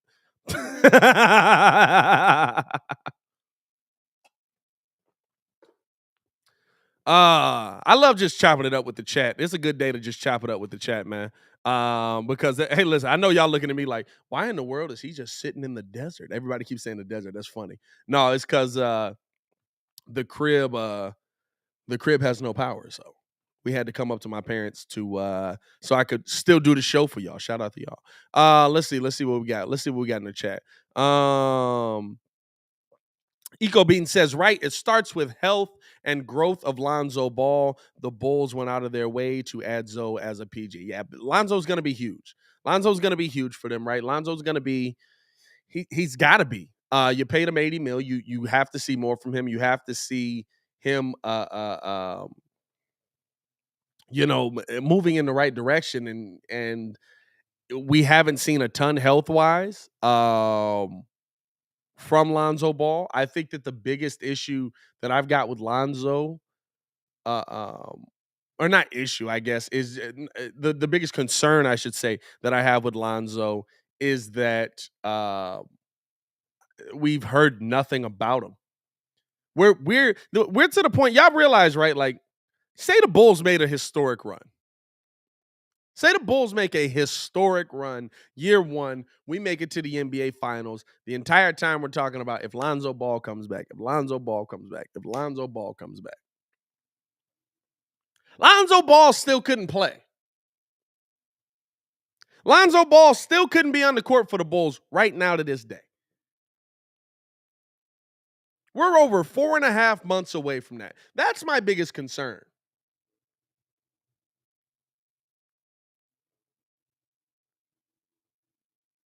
That's the part for me where I'm like, yo, like, what in the world? How do you figure this out? Nobody's saying nothing. Nobody, like, it's just quiet, right? It's just like, hey, man, how's Lonzo doing? Sometimes we go to the grocery store, he grabs a bag of chips, we come back home. No, how's the knee? Sometimes it bends, sometimes he walks, sometimes he moves. Yeah, I mean, what's going on? No, like, is he healthy? Sometimes he's out there, sometimes he's not, sometimes he's good, sometimes he's bad. It is what it is. Nobody's saying anything. And then I just see a picture of him on a court with a basketball under his arms. And LeVar Ball. I'm confused at this point.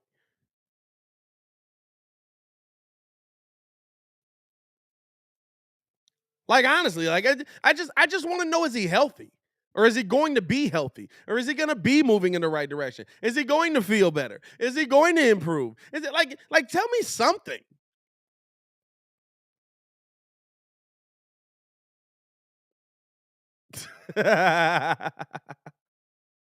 Oh man. What do we got? The Bulls supposed to have the fastest team, but with Vooch being injured, how can you run? With Vooch and being injured, how can you run? Well, I think injury plays more into it. I don't think Vooch is a problem on that team, right? Vooch is kind of the trailer in that offense when it starts to get running. So for me, when I'm looking at, say, Zoe gets it off of the glass, he starts to break. Zach's running. You kick that up to Zach. Zach kicks it over to DeMar. They close out well defensively. Vooch is the trailer in that because he's got that top of the key 3-point shot where that ball comes to Vooch. You kick that back out. We saw Vooch knock that down beginning of the season. We saw him be a asset at that, kind of on that run in the beginning of the season. You can insert in any players you want. P. Will, Derrick Jones Jr., who, although he probably won't be back with the Bulls, but like some of those where I look at, like, I can see Vooch. I think Vooch fits with this team well. I think the biggest part about Vooch was that Vooch had to get used to being in his role. Vooch had to get used to being a 3. And not like a 3, like a small forward, like the third option on a team. Vooch literally was in Orlando, was the 1, got traded to Chicago. Zach Lavine got hurt, so he was still the 1. Like, he was the number 1 option on the team. Zach Lavine then got COVID again, was still the 1. And then DeMar DeRozan shows up. Zach LaVine's the gets hurt. DeMar's the 1. Zach's the 2. Vooch is the 3rd option. Now, do I think he's got to play better? Yeah, but I'm not gonna lie to you. Like, it takes time. It's not a right away thing. You got to find out where you fit there. You got to find out where you fit in there. And I said this all last season. We would have killed Chris Bosh. Oh, Chris Bosh is a 24-point per game player, and then he gets here and he's putting up 17. What's he doing? How is he doing? Why isn't he doing more? I can't believe that they won 2 championship rings. We'd have killed Chris Bosh.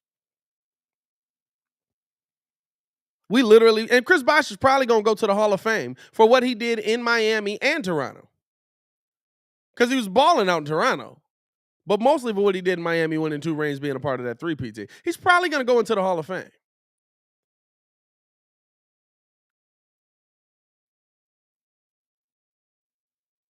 And yet, we still would have looked at him and been like, oh my God, he's the 3rd option, but you got to give me more. It's not how it works.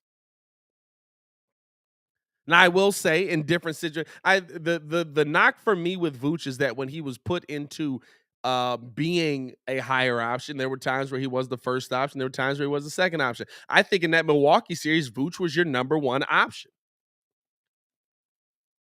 Vooch was your number 1 option in that Milwaukee series. He didn't show. He showed up 1 game and you won it because of how Milwaukee was playing it. He got so many open looks from 3, couldn't knock him down.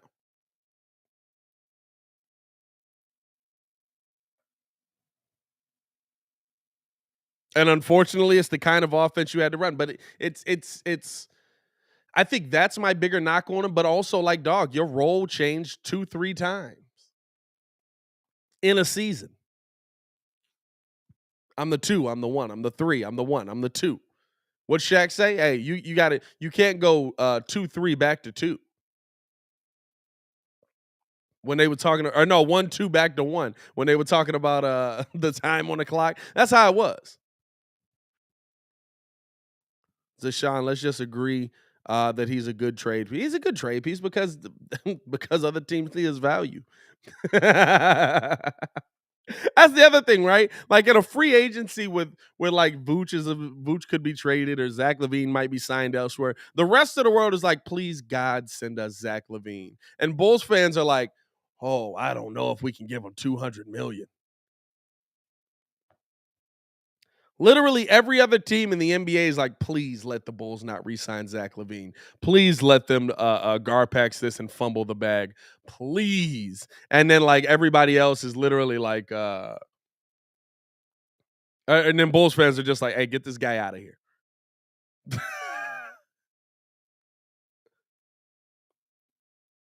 It's comical sometimes. I'm not gonna lie to you. It's comical sometimes. Hey man, if y'all in here watching, man, I appreciate y'all for tuning in and rocking with us. I'm not gonna lie to you. Normally I take this mug to about 1 o'clock, but there's not a ton. Without me watching the game, I don't have a ton. Let me make sure ain't no breaking news in here. If there's breaking news, it's different. Oh, I see Daniel Greenberg with a new tweet. Hold on. No.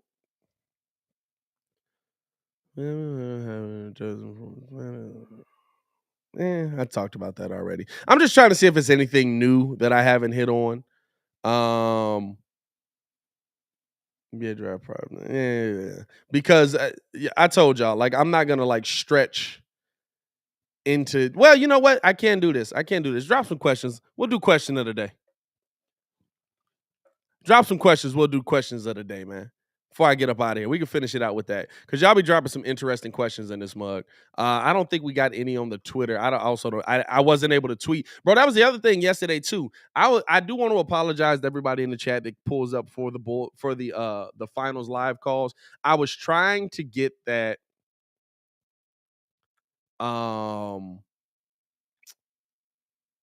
I was trying to send out like in the community tab that we weren't going to be doing the game last night. I was trying to send out into the whatchamacallit, the on Twitter that we weren't, but literally like I said, I had beef with T-Mobile, bro. We had no cell signal all night. Up here, I got cell signal. I don't know if one of the towers went down. I don't know what happened. The wind was crazy last night. I'm talking about it was like blowing over trees. It knocked our power out. So we had no cell service. I was like, man, maybe, I could send them a tweet, let them know, blah, blah, blah. But I just wasn't able to get nothing out. So I do want to apologize to y'all for that, because I know it's a bunch of people that pulled up and wanted to just listen to the live and watch the live. Wasn't able to do that. So it is what it is. What do we got? Question. Drop time for a little bit of random question of the day. RTOD. Drop a random question of the day. RQO. RQOTD. I don't know. Yeah, don't worry about that. Oh no, I was doing QTOD. That was the hashtag. Drop a question of the day in the chat. We'll answer it right here on the live. Appreciate y'all tuning in. It could be about anything. It don't have to be about sports. It don't have to be about basketball. You know what I'm saying? Let's see. Roy dropped one. Shout out to Roy. What's the best advice you still follow? The best advice that I still follow would probably be, don't worry about the time will pass anyway. There's so many people that want to follow their dream, want to follow their goals, want to follow whatever it is, right? And they feel like something has to be perfect to start it. So they're like, I'm gonna get this duck in the road, and then I'm gonna start. So they push it off forever. But they also feel like it doesn't take off quick enough and they don't put in enough work on it. I've been doing this show for 5 years. 5 years. We're in year 2 when it started, or we're in year 2 of it really moving in the right direction.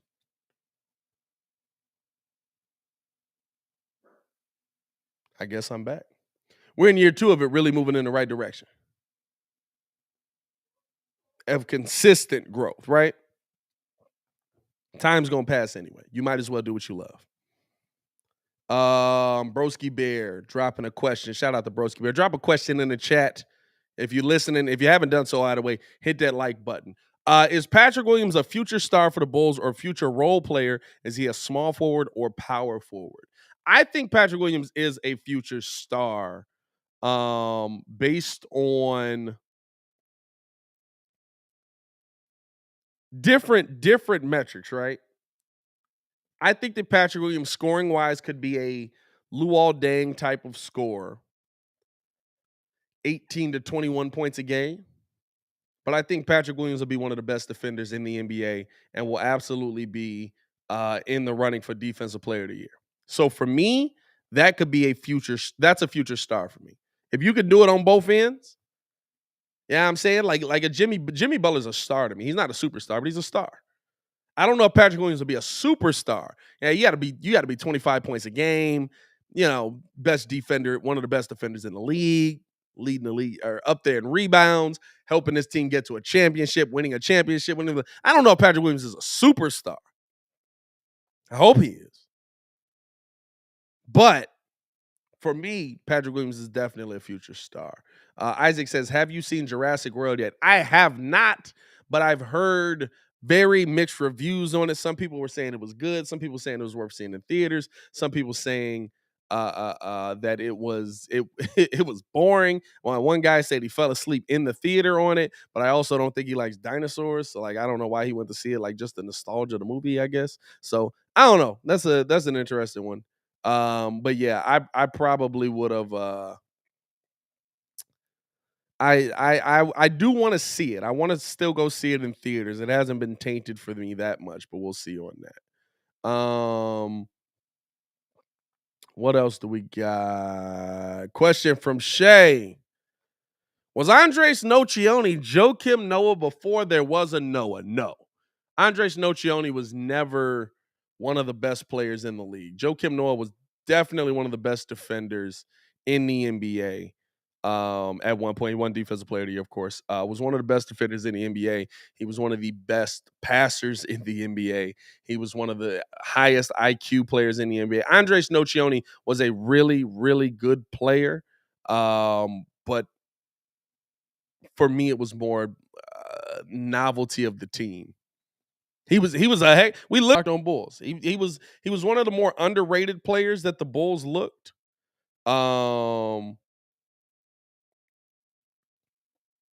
But he was never a Joakim Noah, and I don't think Joakim Noah was underrated.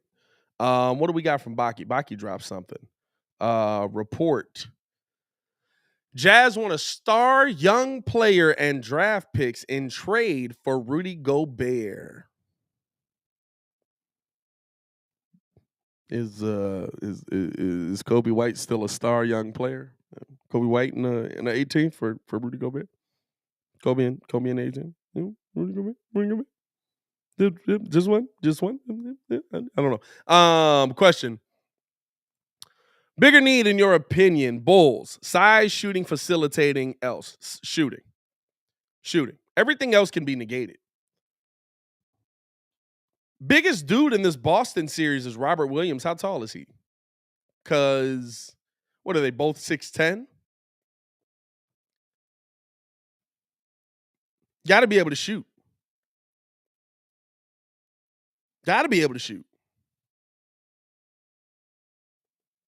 Like, this is how much shooting matters over size for me. We would have beaten the Milwaukee Bucks. If we could shoot, the Bulls would have beaten the Milwaukee Bucks. We would have beaten the world champions. We didn't have enough shooting.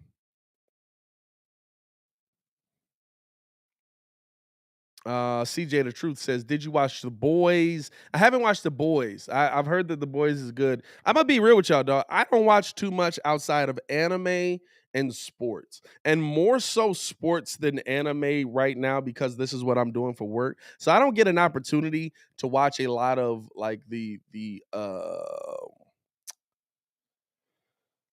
what's it called? Like the live action shows as much. Me and my wife started. Oh, dang. What's the name of that show? We finally started. It's like 6 years later. Hey, what's the name of that show we started? I thought she was in there.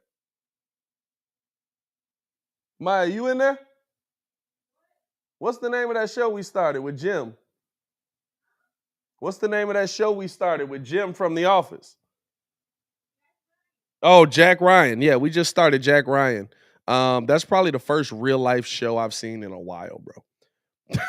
Like, honestly. I don't watch like anything live action is literally just sports. Shout out to Sam. Crazy to see how much this channel has grown. I remember back when you had less than 100 subscribers. Now you in the thousands. It's crazy. I've been watching since the beginning, bro. That's love, bro. And dog, that's so cool to me as well. You know what I'm saying? Like that. I love that there's people that have been here like since the very beginning. And Sam really has. I remember Sam commenting on some videos and like, where's he gonna fit? What was the video? What was the video?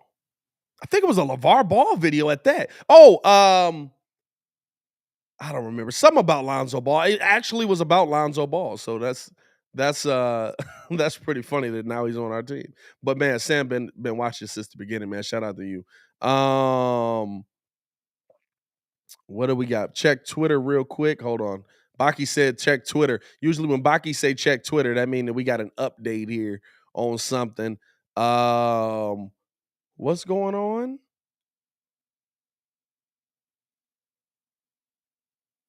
Oh, bro, don't scare me like that. Hold on now. Baki done scared the mess for. Wait, is this facts though? Like they're just gone? The Lions at the Art Institute in Chicago have left the building. They've been taken down today for conservation treatment. What does that mean? That mean that they coming back though, right? And conservation, like, so that they treating them. They're treating them so that they don't rust away and stuff like that, right? Like that's what we saying.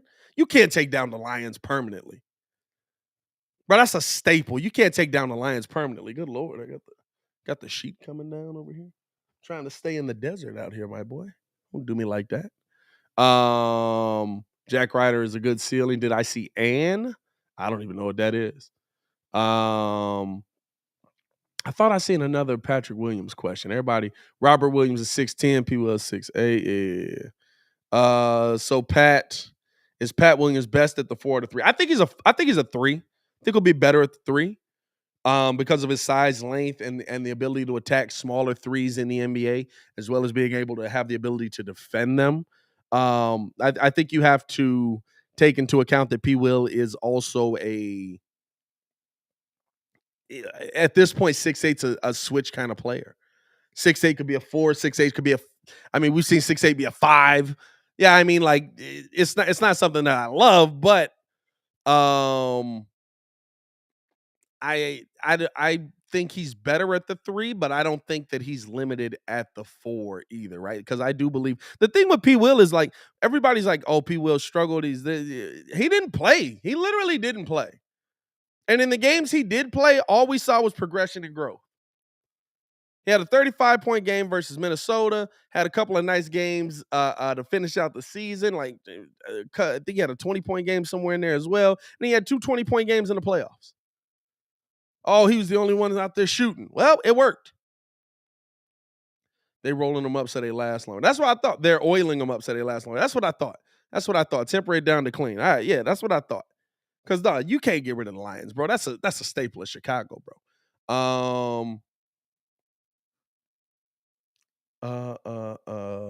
What else we got in here? Pat, did you see Violent Evergarden on Netflix? I did see Violet Evergarden. I didn't watch it on Netflix though. I think I watched it before it got to Netflix. But I did see Violet Evergarden. It's a very beautiful anime. I think my wife was watching it, and I was watching it with her. So yeah, I did see that. Baki, hey Pat, what's your thought on this Brittany Griner situation? Has anything changed? Like, how's she still over there, bro?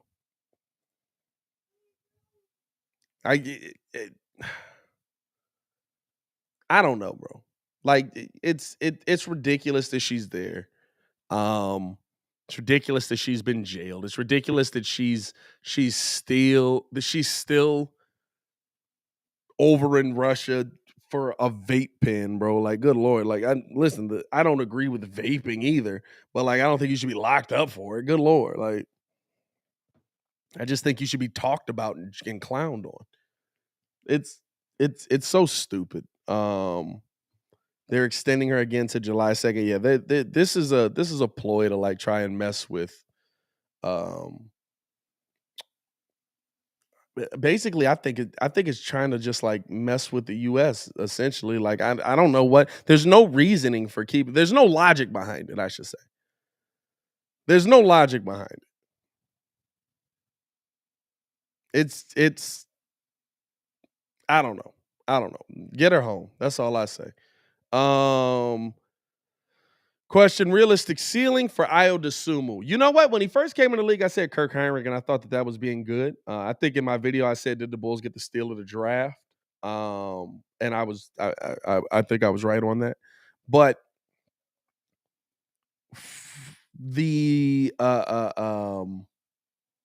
to me, his ceiling, I see him a lot as a Drew Holiday type of player.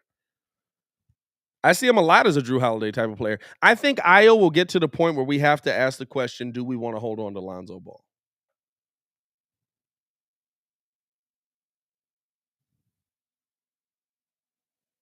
Yeah, I mean, like, do we want to hold on to Lonzo Ball? That's where Ayo to me gets to. So for me, I'm more intrigued by his development, how he's gonna attack it, how he's gonna, because it was quick, bro. Like, Ayo was I'm talking about. I always go back to this moment where he was playing against Brad Beal in Washington. He made a move. Brad Beal says, "Don't make the move like that. Just attack the move."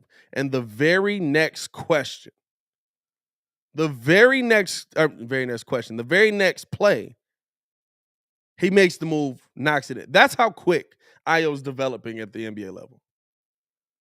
So for me, I think his ceiling could be a Drew Holiday type of player, a player that could take over a series for you, a player that could. I mean, I keep telling us he could score in college. Like I don't know if Muzz watched a ton of Illinois, but he was a scorer in college. He was a player that could put the ball in the bucket in college, from 2, from 3, at the line, in the paint.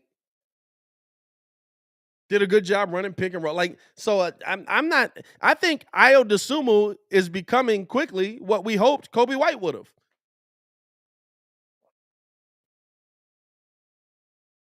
So I'm excited about. I think Ayo's going to be a heck of a player for the Bulls. And now they're gonna have to re-up on that contract because they only gave him the 2-year deal. Meanwhile, Marco gets the 3-year deal. He didn't even play year 1 of it. Southside Bear question: do you consider Avatar: The Last Airbender a true anime, and do you like it? I love Avatar: The Last Airbender.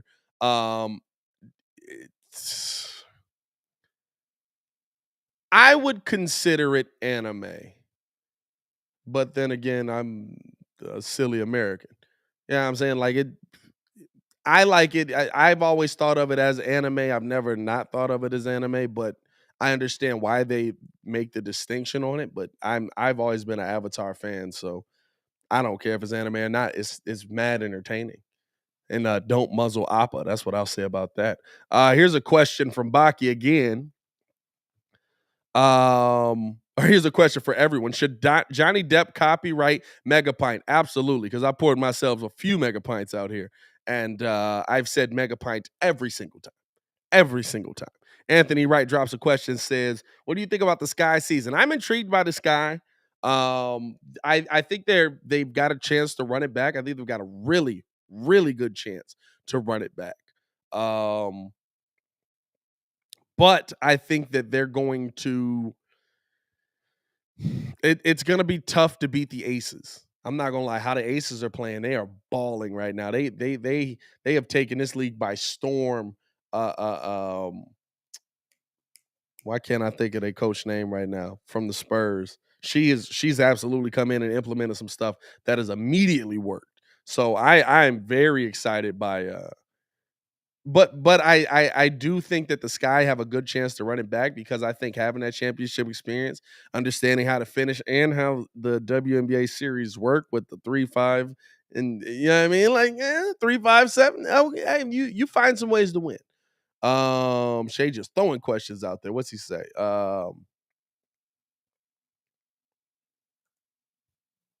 Two Pete Sky and 6 facts. Becky Hammond, there you go. Eli, shout out to you.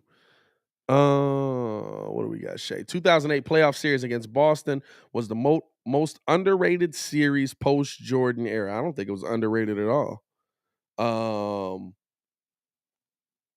I think that I'm pretty sure. Didn't they just do a poll on that where there was like the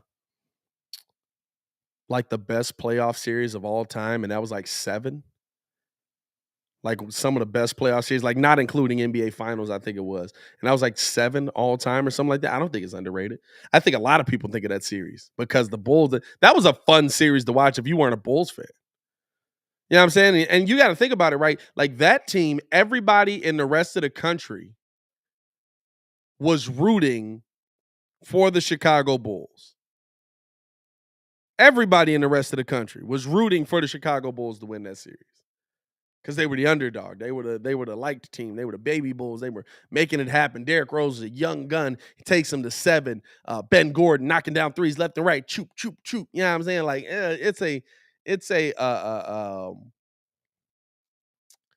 I think that I don't think that's an underrated series. I would say most underrated series post Jordan era is probably us versus Miami when we knocked off the world champs. You know what I mean? What else we got in this month? That's pretty much it. What time is it? 12:59. Hey man, that's the show for today. Appreciate y'all for tuning in and showing love. Really appreciate you guys rocking with us and bearing with me today as I sit in the Sahara Desert over here. We got more content coming y'all way today. Probably end up recording a video, and then if any news breaks, I'll end up hopping back on and dropping something for that. Other than that, though, man, I appreciate y'all for just showing love and rocking with your boy for another episode of the Breeze Sports Talk Live. This may be the last full week that we do every day live. I'll keep you guys updated with that, because our goal is to get into the studio where we don't have these issues. And we're going to pre-record it, but still drop it at 11 to 1. So everybody will still have their daily show content. And then on Fridays, we'll go live and be with you guys still. But I think that for us, right, the goal is to get the quality of the show higher. And for us to do that, we have to pre-recorded basically so that we can drop that mug for y'all. And we still have some dope stuff for you live as well, but I think it'll be a little bit better in that situation. But hey, man, as always, it's your boy Pat the Designer, back at it again. Appreciate y'all for tuning in and rocking with me for another episode. If you guys have not done so, hit that like button, subscribe to the page. Also, if you want to keep hearing me ramble my mouth, check out the Patreon in the description below. Only $2 to sign up. The money does go to supporting the young I'm trying to make it on my own and rock with y'all forever fund. I don't know what it's called. But if y'all want to hear that, we got the Views from the Bleachers podcast down there. Got a couple of Could He Play Todays on the Patreon already as well. So we're going to keep both of those shows cracking over there. We'll be recording another episode. What's today? Is today Tuesday? Today's Tuesday. Is today Tuesday? Today is Tuesday. We'll be recording that probably tomorrow, dropping another episode of Views Thursday. So be on the lookout for that as well. And make sure y'all jump into the Discord, man. We got that link over in the community tab. I'll drop another link in the community tab today if you guys want to join in the Discord, man. Shout out to y'all for showing love. Y'all stay safe out there, Chicago. Peace.